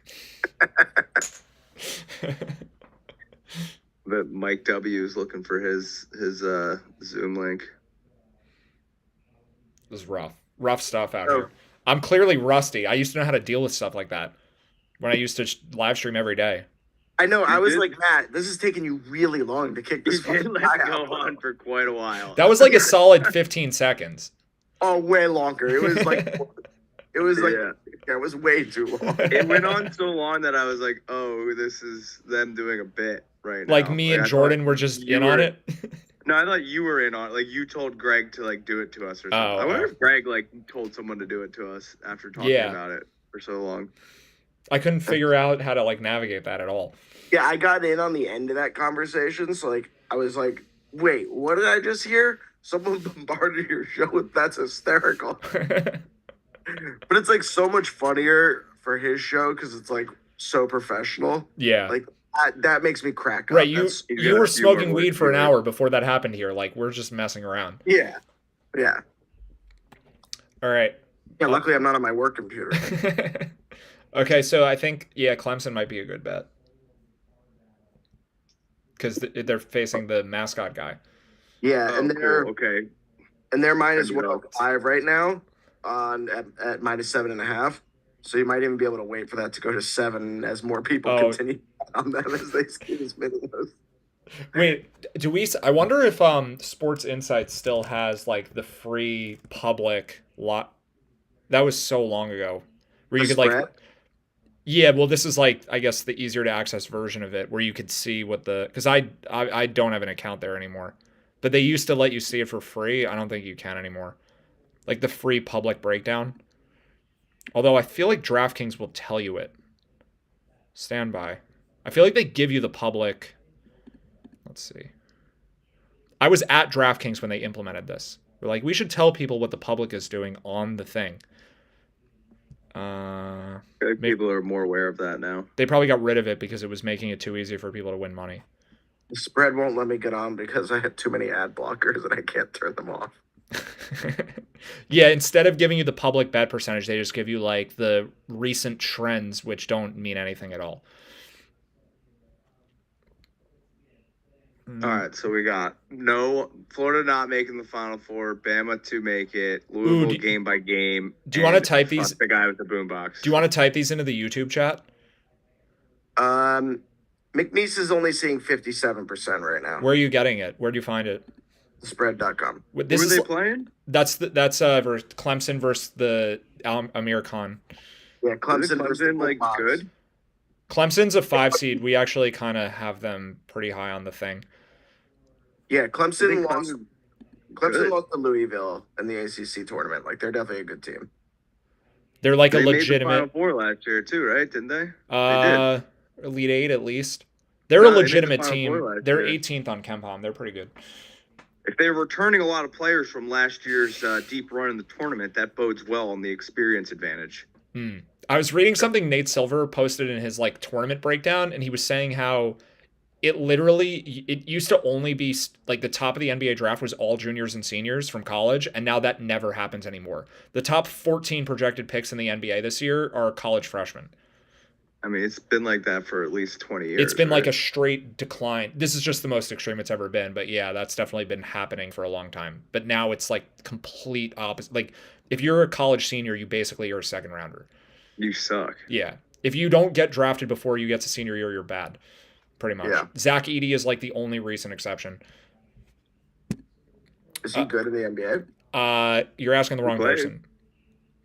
We need Dan on here. He knows. Do you think you could beat Zach Edey in a race? No. I'm pretty arrogant, but I don't know about that. You don't think so? I think that relative to my height dude. and relative to my height and weight, I have a higher vertical than him. You know he played hockey. You know he played hockey for most of like his like youth. They said he was like 12 years old. I read this story about him. He grew up in Canada, and he would be like 12 years old, and he was like a 6'8" hockey player. And his coach was a former NHL player, and he had given him his skates. And Zach Edey's dad came to him. He's like, "Hey man, these skates aren't going to work." Coach was like, "What do you mean? Like those are really good skates. Like I use those in the NHL." And he's like, "No, they're too small. They can't fit in them." He's just so enormous. What size shoe do you think he has? I bet Shaq's bigger. It's an under 20. No, I would say no. Over. I'll take the over. Shaq's like 25. He's taller than Shaq, isn't he? All right, well, I have Zach Edey's. Okay, no, it's got to be under. Shaq's only 22. He probably has the biggest feet of all Let's time. take bets. Let's take bets. Matt, you said over. I don't want. I'm changing my bet. Definitely not. What is Shaq's shoe size? 22. That's confirmed? Yeah. I mean, Wikipedia. I'm taking over for Edey. Over what? 30? 20. Over 22. 30. Is it over 30? Now you just gave it away. I think he's probably like 17. No, he's at 20. Oh, okay. Ah, man. That's okay. LeBron only is 15. How's that possible? You're not that far, dude. Yeah. I have the shoe size of a 6'5" person. Yeah. Yeah, they're saying the biggest in the NBA history was Shaq and Bob Lanier. Both wore size 22s. Taco Fall, 22. Yao, 18. Kevin Love, 19. Karl Anthony Towns, 20. We've definitely reached the best topic of the stream so far. Yeah, this one's So remember when I remember Greg saying like he's surprised that like some people who bet on sports know how to like wipe their own ass with like the takes they have. I heard there's a take going around that Bol would have been just as good as Wemby if he was given a chance. Who says things like that? And like Charles Barkley and like Shaq are talking about it on TNT to like debate whether it's true or not. Like that's sports talk shows now. Oh my god. Did you see Did you Kendrick see LeBron- Perkins? Kendrick LeBron and Perkins Stephen got A. Smith got no fight. I didn't see that, but I saw they did an SNL sketch about Kendrick Perkins. Yeah. Yeah. What did LeBron and Stephen A. fight about? LeBron approached him like during a game courtside and was basically like, "Stop talking about my fucking son. Like this isn't a game anymore." He was accurately rating Bronny's skill set. Right. Yeah, but to be fair though, like when you look at Bronny as the 55th pick and the guys who were picked after him, like none of those guys are doing anything. Like you don't expect the 55th overall pick to be like some stud, and it is weird how much they're like hyper fixating on him. But his G League stats aren't bad. Yeah, he's just like not an offensive player, but he's good at defense. Yeah, and I think he had like a high point average in the G League. Yeah, he's been getting better. He's averaging 20 points, 5 rebounds, 5 assists. That's crazy because he didn't even average that in college. Right. So, we'll see. I'm still scouring the betting odds for value. I haven't found anything else yet. All right, give me one more. I'm working on it. I have to go to the bathroom. I know you didn't St. John's. What do we think of Omaha plus 18.5? Actually, no, I do have one, but it's not that. Because yeah, St. John's is like it's not betting value against them, it's just bracket value. Well, I got a good question for you, Matt. With these first couple games, yeah, would you take into account like where they're being played? Nate Silver's doing it already. Okay, so we don't have to think. He's God. He already knows. Yeah, but I'm talking about for like first round bet. No, he has it in there already. All right. Does he know how much like certain schools' fans will travel to? Like he's got to be accounting for that also, right? I mean, it's probably just assuming the travel distance correlates to the number of fans that'll be there. But yeah, but maybe Duke's there's like a fans are gonna bump. travel more than like NC State's fans. It's possible. It's possible he doesn't account for that, but maybe. But also, fans are not the main reason for home court advantage. It's mostly like officiating and then like familiarity with being able to like sleep in your own bed and like use your own locker rooms and have your own like warm-ups and protocols like that. So the fans are like maybe like 5th on the list of relevant variables for home court. So like any neutral site game is going to be pretty neutral because it doesn't have any of that stuff. But if there's enough fans to skew the officiating, then sure. Like if the fans are that loud, but it would take like a lot of fans traveling. Right, like so St. John's first round games in Rhode Island. That's not too far. But like with them they got a favorable region. Yeah, so like would you give them that like home bump or no? Is that too far? I'd be guessing for sure. The Nate Silver odds definitely says that Kansas is a good bet in round 1 though. Wow. Okay. There we go. That's the last one. So I'm taking Kansas, Jayhawk, UNC to win it all. Florida to suck. Wait, what are UNC's odds to win the tournament? Let's check. I don't think we get them until they win the game officially. No. The championship odds. They're in the tournament technically. No, they should have odds. No, the DraftKings and FanDuel will update their odds in real time. Usually, I think, even though they're not. Oh my God. Okay. I don't actually know if this is good, but DraftKings says UNC at 170 to 1 to win the tournament. Take it. I think that's like fair. Throw a G on it. We're just playing the lottery. We'd have such a fun vacation if we hit that. How much you bet a G and win that? Yeah, $170,000. I'm gonna go do that now and then go to bed. There wouldn't be a bigger UNC fan on the planet. What do you think my max bet on FanDuel for UNC to win the tournament would be? $8. Are your bets still nuked? I don't know. Or do you have normal amounts again? So I do know there was a point when Caesars reset my limits for basketball. I took a year off on my account and I was just betting other accounts. And then I went back just for it was like between 2021 and 2022. And then I was like, fuck it, I'll just check. Like maybe and literally all my limits were like back to the maximum again. And then like I got like a month of high limits. So maybe enough time has passed that like I could, but they would all get nuked in like a day. Yeah, you win one bet and you'd be back to your 1 cent. I'd throw in this UNC bet and then that'd be it. It would take one bet. All right, that's the one to do it then. Max it out. No, okay, but if I'm making like a real advice giving statement, it's the nose on Florida. That's my favorite. That's one. I'll do that one. That's I'll the bet play. 2 G's on that one. Other Jordan is coming on in 10 minutes. Awesome. All right. Well, I'm gonna miss him because I gotta go to the bathroom. but I'll watch on No, my it's TV. red. We already had cock on the stream. No, that wasn't me. I'm not gonna do it. I'm not getting fired over this Yeah, shit. you're on your work computer. It wasn't live. It was My work phone. videotaped penis. Switch to your phone, and then you can whip it I out. can't wait for the HR meeting at 9 a.m. tomorrow. It's gonna be great. You're watching gay porn and this guy smoking weed for 2 hours last night. What's going on? Are you still in? Well, We're not gonna say my employer on this live stream. No. There's too many people watching. No, I think he was gonna say. I still live in the same city. I think he was gonna say New Jersey. Yeah, I live in New Jersey. New Jersey. Wait, do you know that Jordan lives right by Lumen headquarters?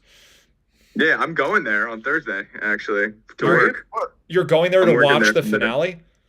No, there's like a co-working space there that I'm going to. Do you have to go through the elevator? I have too many jokes. You can go to the bathroom. I'm not going to make you sit Well, through all hold of on. Let me check what the weather's gonna be on Thursday. No. It's snowing. It's always snowing. You know, it's raining and. Okay, I'm leaving. I'll see you. See ya. I was gonna tell him to come to the beach, but not really. Today was nice. Tomorrow's gonna be nice. Are you going to the beach tomorrow, or are you going to be dead? No, it's like 50 degrees. I mean, it's not like enjoyable. The last time I came there was the coldest beach day that's probably ever happened on Earth. Do you remember it was so windy the birds couldn't fly? Oh, yeah, they were just stacked in the air.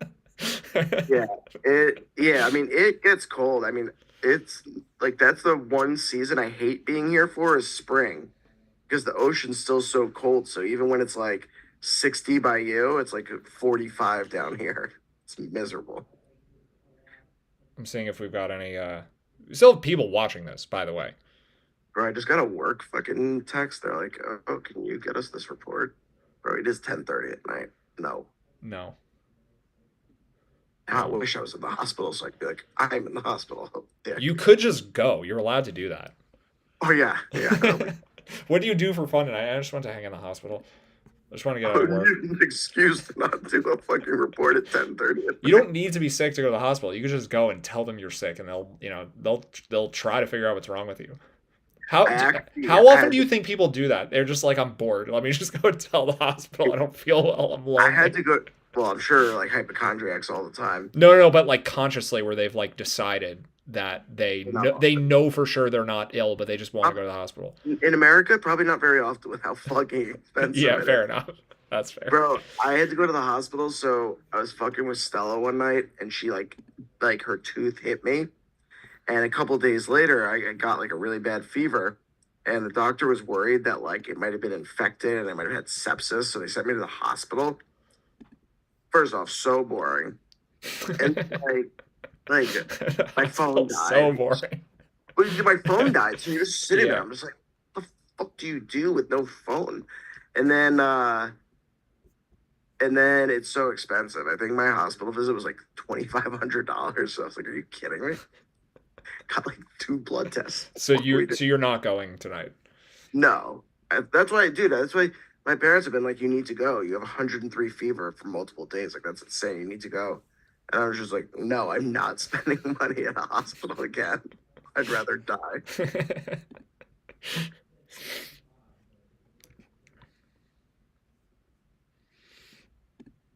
All right, I've been checking DraftKings odds for like the last 10 minutes now. I don't have anything else for you. UNC would be fun. Just like, because that's a bet you could throw like $10 on, and just like if they make a little like run, you could actually enjoy the tournament. It's not actually good value. It just they're going to be a decent pick for brackets. Yeah. Let me see. Okay, maybe there's like some insane long shot. I think Louisville was 120 to 1 on FanDuel, and they actually are semi decent value. Yeah, they should only be like 95 to 1. That's one of the videos I saw, was somebody making the argument for how absurd it is that they're an 8th seed. Yeah, they're 23 on KenPom, so just based on that they'd be a 6, but Nate actually has them as a 15th best team, so they should be like a 4. By the way, this strain called peanut butter breath. Okay. So awesome. It actually smells like fucking peanut butter. Are you caught up on Severance? Do you watch like? Yes. Yeah, I'm definitely. I don't want to like. It's going to be spoilers, so we shouldn't actually talk about it. But yeah, you're right there. I think it would have been a cool thing to like watch the finale in that building. Yeah, I went there once with Megan when we were dating. There was like a VR thing that they had like VR kayaking. Oh, because season 1 was like 3 years ago, right? Okay. Right. Well, but like, yeah. The thing was, when I went there, I almost, where you're like, I almost recognized this, but it didn't click. Mm. And then when I saw, oh, it's at Bellworks, I was like, holy shit, of course it is. Like, that makes so much sense. Although it is funny that Dan was like, yeah, I'm definitely going to come down there now. And I'm like, bro, I've lived at the fucking, like, literally on the beach for 3 years. And I have not been able to get you to come down. But you find out Severance is filmed Yeah, here. and then you're like, yeah, now that's worth it. Oh, Jordan's here. Jordan! Hey, guys. Jordan, Hey, what Jordan. what episode of Severance are you on?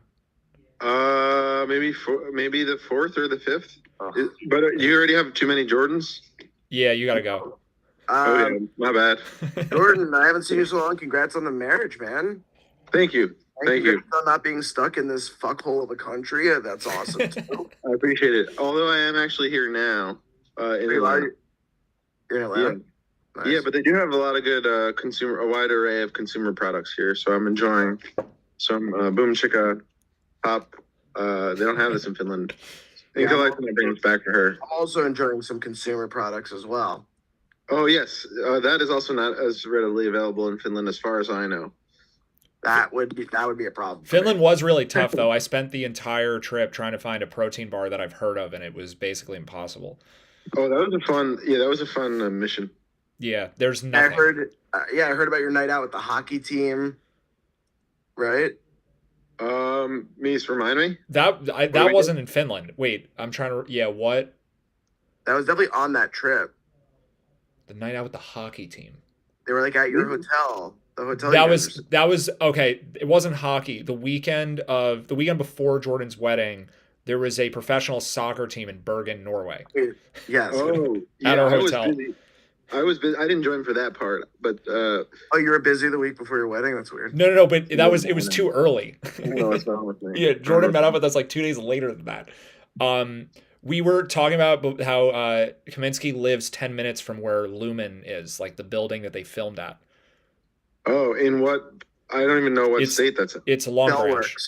It's in in New Jersey. I don't know. Jesus Christ. Is Long Branch, you said? It's near that. Oh, cool. Okay. They film it at Bellworks. It's like a little mall. Are you severed? Are you a severed employee? Bro, I don't know if I could handle that, honestly. The other thing is I actually enjoy my work. Like, I don't hate work. So you get severed for regular life. You know when I could be severed is like when I have to go like in person to the office. So like my company's based So just in for a Indiana, certain category of work, okay. Yeah, like I feel like my New Jersey personality does not work with people in Indiana. So I would like to be able to be severed and not be myself when I'm there. But then like, well, just be me. Wait, Jordan, do you want to see the meter? I would like to be severed, like if I had to give blood or something. I'd like to be severed just for like when I had to go give blood. I'm gonna see medical procedures. That would be good. Yeah, because I get a little queasy. Yeah, let's see the meter. What about the dentist? No, I don't mind the dentist too much. I don't mind the dentist too much. If they have good flavors of fluoride, then I'm good to go. Bubblegum? Let's go. Oh yeah, it looks like the meter. That looks like the meter. Had cookie dough. I just want to see what this looks like on the broadcast, and then I'll decide if I should leave it. Let's see what this looks like. Jordan came in a little late because Greg was giving your projection system in baseball a shout out earlier. Oh, positive connotation? That he's using it for DFS now. Oh, that's awesome! Wow, I should. He said he was started to use it and was like, "Oh, what's this new projection system?" And then saw something about it on Fangraphs, and then realized it was you. That's but really cool. He already had it in his projections for DFS. So. No, I actually wanted to. I want to make DFS projections with it also. But if Greg already did it for me, maybe I should talk to him because that could save me some time. Oh, if he's already using your numbers for that, yeah. I think sharing the screen, by the way, made the stream freeze, so I unshared it for now. I'm trying to figure it out. That's fine. But yeah, no, that would save me some trouble. But Greg's too famous for me now. He's like top 10 FBI most wanted. That was Yeah. that article. Was, seeing that, like I said that to my parents. I said that to everyone I know who knew Greg. I was like, check this out. Yeah, I only heard about it from me way afterward, but it was hard to like grasp how big that got. Yeah, I'm not on Twitter. That was definitely a day where I wish I was Drinking- on there to like drinking be able to some see beer. the replies and stuff. Yeah, for sure. So why do they call it March Madness? Anyway. I have no clue. Now that it all ends in April every year. It starts March 20th. Yeah, it's mostly in April. The March part I'm pretty clear on. I'm gonna here's how I'm gonna I want you to see the meter, but I can't share it because it makes the YouTube stream crash. So I did see it though. I'm gonna text it to you right now. Okay. But it looked like it's interesting how the meter, no matter what sport, it always looks basically the same. It's just a bunch of names and colors. Yeah, and then there's ownership, and then there's some sort of like points or like win probability or something. I don't know. I don't know what it is in this. Did you sport. color code it or did someone else do that? Because obviously you made it, but did you decide it should have colors? Because I feel like you wouldn't care about that. No, I do be conditional. I do be known to conditional format time now and then. Okay. I've been known to dabble in the conditional formatting. I don't know if I did that the first time, but it's pretty easy, you know. But it makes the spreadsheet go a lot slower. Yeah, that's fair. But like you gotta have the colors. But the most intense the meter got by the end of it it was for DFS baseball. And I had 27,000 possible lineup combinations each night, and it would choose a 5-stack and every possible 3-stack with it. So the 5-stack, like you need to put some constraints because if you just do all possible combinations, it's way more than 27,000 or whatever. I forgot that you literally made it build the lineup. Yeah. Okay. Yeah. So it was every single 5-stack, and then every possible 3-stack, and I think that was 27,000. Okay. Yeah, I'm not having it make brackets. I think that'd be too hard. Yeah. No, yeah, we didn't always even use that much, but it was kind of cool. No, it definitely is. It was cool to like look at it and then just like cross-reference it. I feel like everything is like an educated guess. Yeah. Yeah. Okay, I texted you. I texted you the thing. Maryland is number 3 for value for Z-score. Maryland, what seed are they? 4 seed. So Raghav was on here at the beginning talking like Terps specific analysis with some other people that I used to do the betting show with, and it was funny because like he just like we're like trying to talk concepts about the bracket, and he was like, here's like specifically things about the Terps, which that's what I wanted. I was like just a fun contrast. No, yeah, that's his specialty. Yeah. No, he like was saying stuff that I just don't even think about ever anymore, but it was cool. Yeah, but then 4 seeds do be winning sometimes, right? Yeah, for sure. Like they're like 10% to make the Final Four. 5 seeds, they don't be winning too much. Never. But we were talking about our college radio show also, the Fantasy Tailgate. Oh, yeah. Yeah, I always liked when that was canceled. The second year, I don't think it happened the first year, but the second year where the radio show was like, I think it was like weeknights where we would talk about football, and you and Matt Simon would just like search videos of Mark Sanchez on YouTube while I was talking. And I would just have to do the show by myself because you guys were distracted looking up Mark Sanchez highlights. That was my favorite. My favorite was me and Raghav would be walking towards the studio together, and then he would look at me with this look in his eye that was like, should we not do this? And then sometimes we would decide to just forget it. But then sometimes we would do it. It would feel good afterward, but not beforehand. Then it was mostly more of a chore, but afterward it felt good, like therapy or something. We got 2 Maryland basketball players to do the show with us, so like that was cool. Yeah. Kevin Meese must have enjoyed that. Our one listener, Kevin Meese. He was the only person to listen back then. Yeah. We have more. We actually have more than that now. There's 8 people on YouTube right now. Oh man, I might start acting weird now because that's a lot of pressure. I may let those numbers get to my head. So Greg was telling a story about he was doing an Awesemo stream last night, and someone spammed the stream with gay porn, and he was trying to like, but people like stayed on because they wanted to find out if Jokic was going to play or not. Yeah. And we were like laughing about it. And then that happened here like 45 minutes ago. We got spam with gay porn. Yeah. There's 8 people's enough to be a target of the spammer. Yeah. Yes, if you have a Zoom link in your description on YouTube, it's pretty easy way, I think. Okay, I guess I should expect that. But I got a Zoom. I got like a this person is on the weight room, let him in. I was like, I mean, I put it public so people could join. It could be like friend of a friend, who knows? And then it was that. I would have let him in as well. Yeah, right. Maybe not. Not knowing what I know now. I'll be more careful next time for sure. Yeah, Jordan, I'm definitely using your projections. I'm looking at this now, and my frustration with the one that we used to use, Matt, is they have like 4 or 5 players projected to have over 100 RBIs. It just doesn't make any sense. That's not what baseball is now. You know what I mean? Oh yeah, mine will confirm some of mine are more bullish on the high end guys, which people like, which I like too. Yeah, for sure. But if you don't like one of my projections, I could throw a few more home runs on, whatever you want. we had this running joke for a while that like on Basketball Monster, if like one of the projections is off, we would just text Greg and be like, yo, Greg, can you like just switch it? just like make it just like add 4 more minutes to this guy, and he would literally just change it. Yeah, he actually would, yeah. Is that real wood? It would have been better if you used that nefariously and like we're like, Greg, we know everyone uses this for DFS, so fucking like say this guy's out, like, and everyone will drop them. He could do that in his current job. That'd be so fun. Oh, we kind of did because we really relied on it for trading, and we traded with each other. But Ronaldo Bachman would be worth like 0.75 Z scores, but then we get Greg to bump him to like 0.95 Z scores, and then all of a sudden he's like valuable. You get Greg to bump someone's trade value, and then you trade him to Lefkowitz. Yeah, we did it. We still traded them amongst ourselves. So I'm not sure. We both knew. Like me and you both were in on it, and we traded with each other. Yeah, but then I would have to figure out how much you manipulated the player's value. No, but we still somehow, even if we manipulated it, we still it carried a special weight once it was officially on Basketball Monster. Okay, is that real wood, Mies? Is that real wood? You tried to ask me that already. It's yes.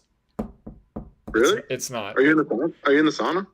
Actually, that I should have done this. If we were in the sauna, I'd be 3 hours in. I would be dying. Is this not that cold affiliated? No, I don't think it's going to be. I thought about that. Okay. But it's a sauna. If it's Finland sauna, you're supposed to drink beer in it. Yeah. Yeah. Yeah. So, yeah. As far as I know, you're in the sauna. You're just wearing a shirt. That's the only part. It's a Maryland basketball jersey. Oh yeah, I recognize that. Even from the top, I recognize Under Armour. Yeah. I'm a dedicated enough Terp to have perceived that. We both are big fans. Wait, you said the word weight, and I was going to ask you now. I like it's completely subjective how we do like the Z-score weights. Oh, wait, a good transition. Good segue. Use that word to make the switch. So you see on there we have it 0.485 for points and 0.515 for ownership. Yeah. Okay. Do you have any input on that? Well, no, absolutely not. Okay. Like it shouldn't just be half and half for some arbitrary reason because that's like the same, right? No, but I mean, there were times when we would simulate it. And then I'd find the weights that way. Right, we would see like which one is more predictive value or something. Yeah, well, I think we'd simulate it, and then we find out which way led to the most points in the simulations. Oh, yeah. I remember it was like contingent on. That was for baseball, so it was contingent on like how many teams were on the slate, I think. Right, and it was also we set constraints of like don't use above a certain ownership percentage for the lineup, so we were actually able to simulate points. The bracket, we would have to impose some kind of boundary like that also, which I haven't done. Yeah, I think our best bet is to do it based on your like gut feeling, based on some sort of heuristics or something. Yeah, that's. Should I say what the gut feeling heuristics are? Yeah. Sure. Yeah. I basically am looking for like an eye test of like. There's a good mix of top and medium level teams near the top of the Z scores, and there shouldn't be like all 1 seeds at the top, but there also shouldn't be any like 11 seeds at the top.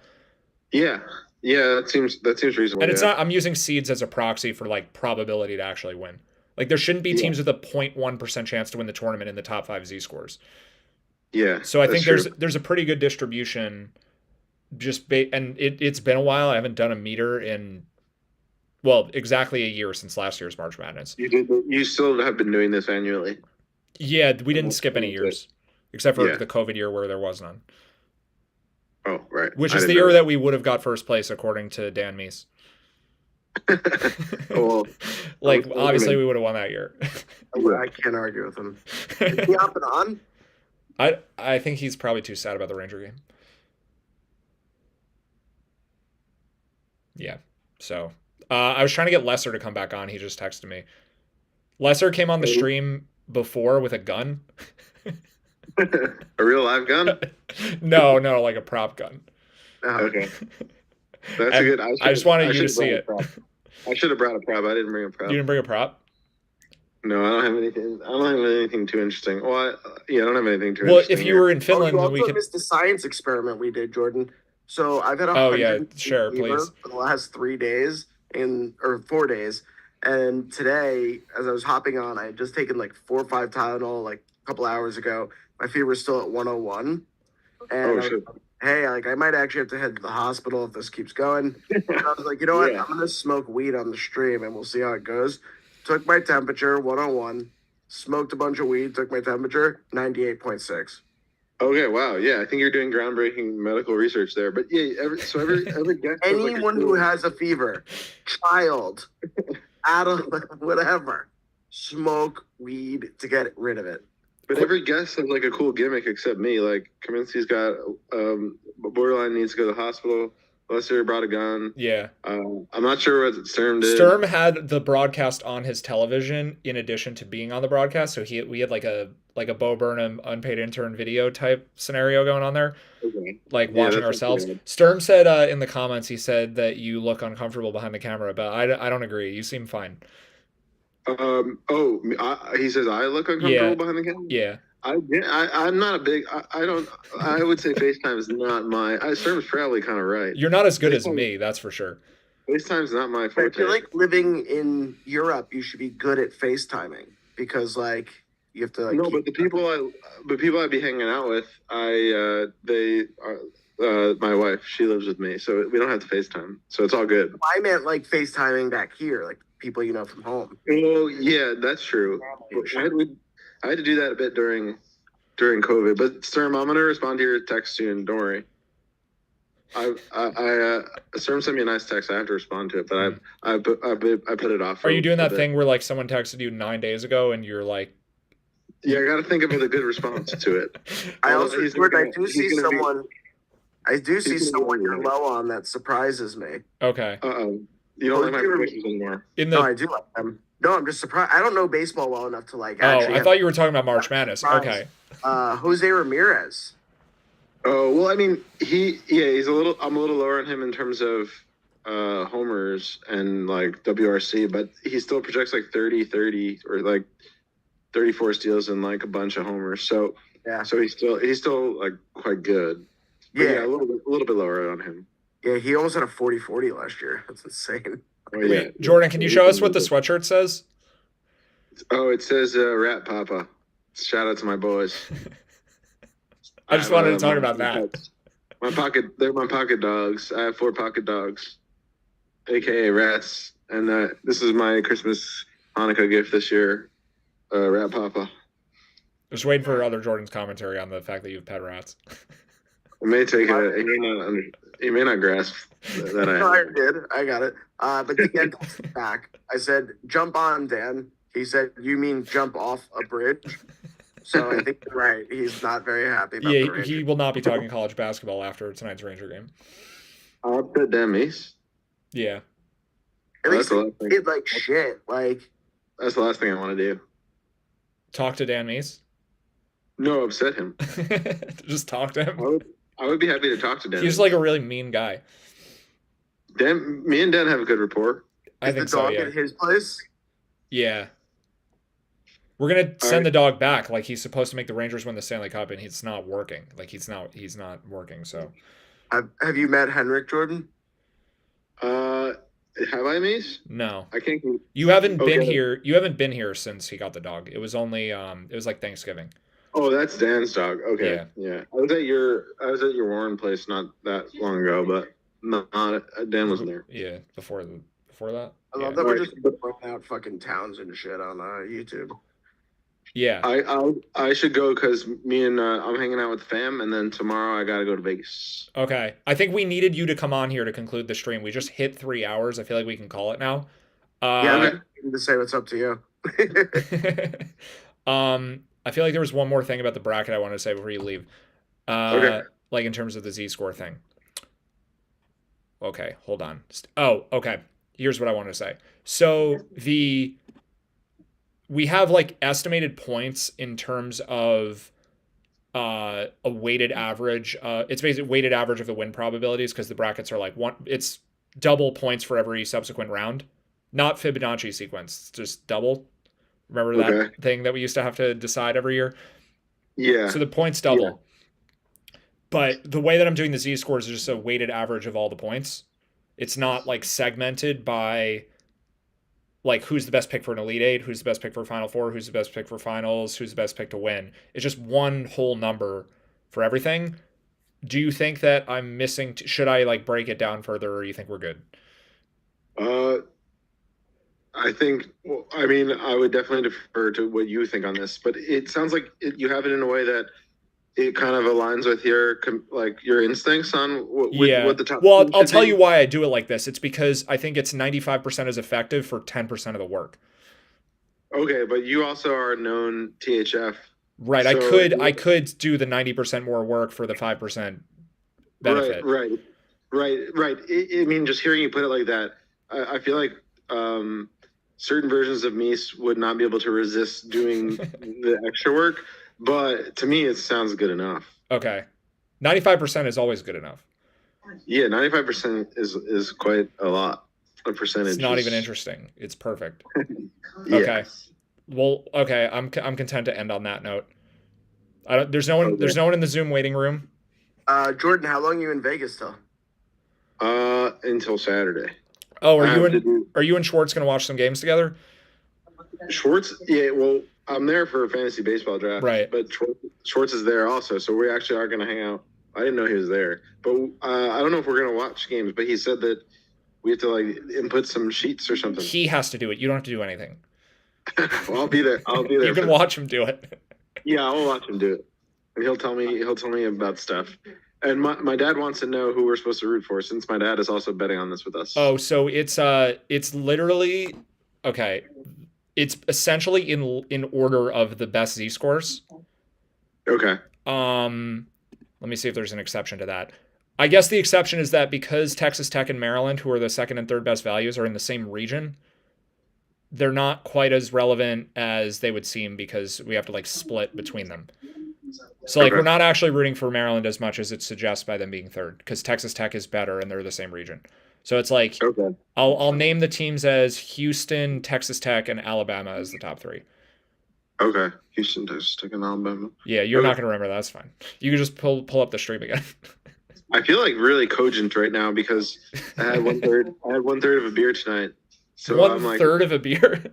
Yeah, I'm pretty toasted. I've had 0.95 beers, which, as we've come to decide, is basically one beer. Yeah, you and I have had an irresponsible amount of alcohol tonight. Houston, Texas Tech, Alabama. I already forgot. Yeah, Jordan hadn't smoked until we peer pressured him into smoking. That's never happened. He had a clear medical reason for smoking, so it's understandable. I feel pretty good about like the medical commentary that Greg and I gave. Yeah. I think and Kaminsky. We'll test it. This ended. It was me, Greg, and Mike L. got Jordan to recover. All right, I gotta go. Okay, I'm gonna end the stream now. So thanks to everyone who joined. Good job being the final guests. You guys made it to the end. 98.7. And Jordan, it was nice to be here with a fellow Jordan. Yeah, man, it was good seeing you. It's been a while. Yeah, and thank you. You're gonna help me with my fantasy baseball draft next Sunday. Perfect. Yeah, I might be in Vegas a week from today. That's why I was asking. Oh, awesome. Yeah, everyone's in Vegas these days. Yeah. It shall be fun. All right, boys. It was good seeing you. Conclusion of the stream. See you Go later. our Was that teams. good at FaceTime? Good FaceTime, 5 stars. You'll rate the quality. Will you give me a 5-star I review? will. I won't tell you though, but I'm gonna give it a rating. But I'm gonna Well, tell. I- I'm gonna tell you it was 5 stars. I give Matt an F on his speed to kick off the porn hacker. It took me but like maybe 30 seconds. It was really bad. legit 45. I'm gonna go back to the show and actually see how long it was. I will I be just texting, assumed I he will was be still texting sending- you in like legit. Are you gonna a check? minute. Okay. Yeah, I will be clocking that exact amount of time. For All right. you. Let me know.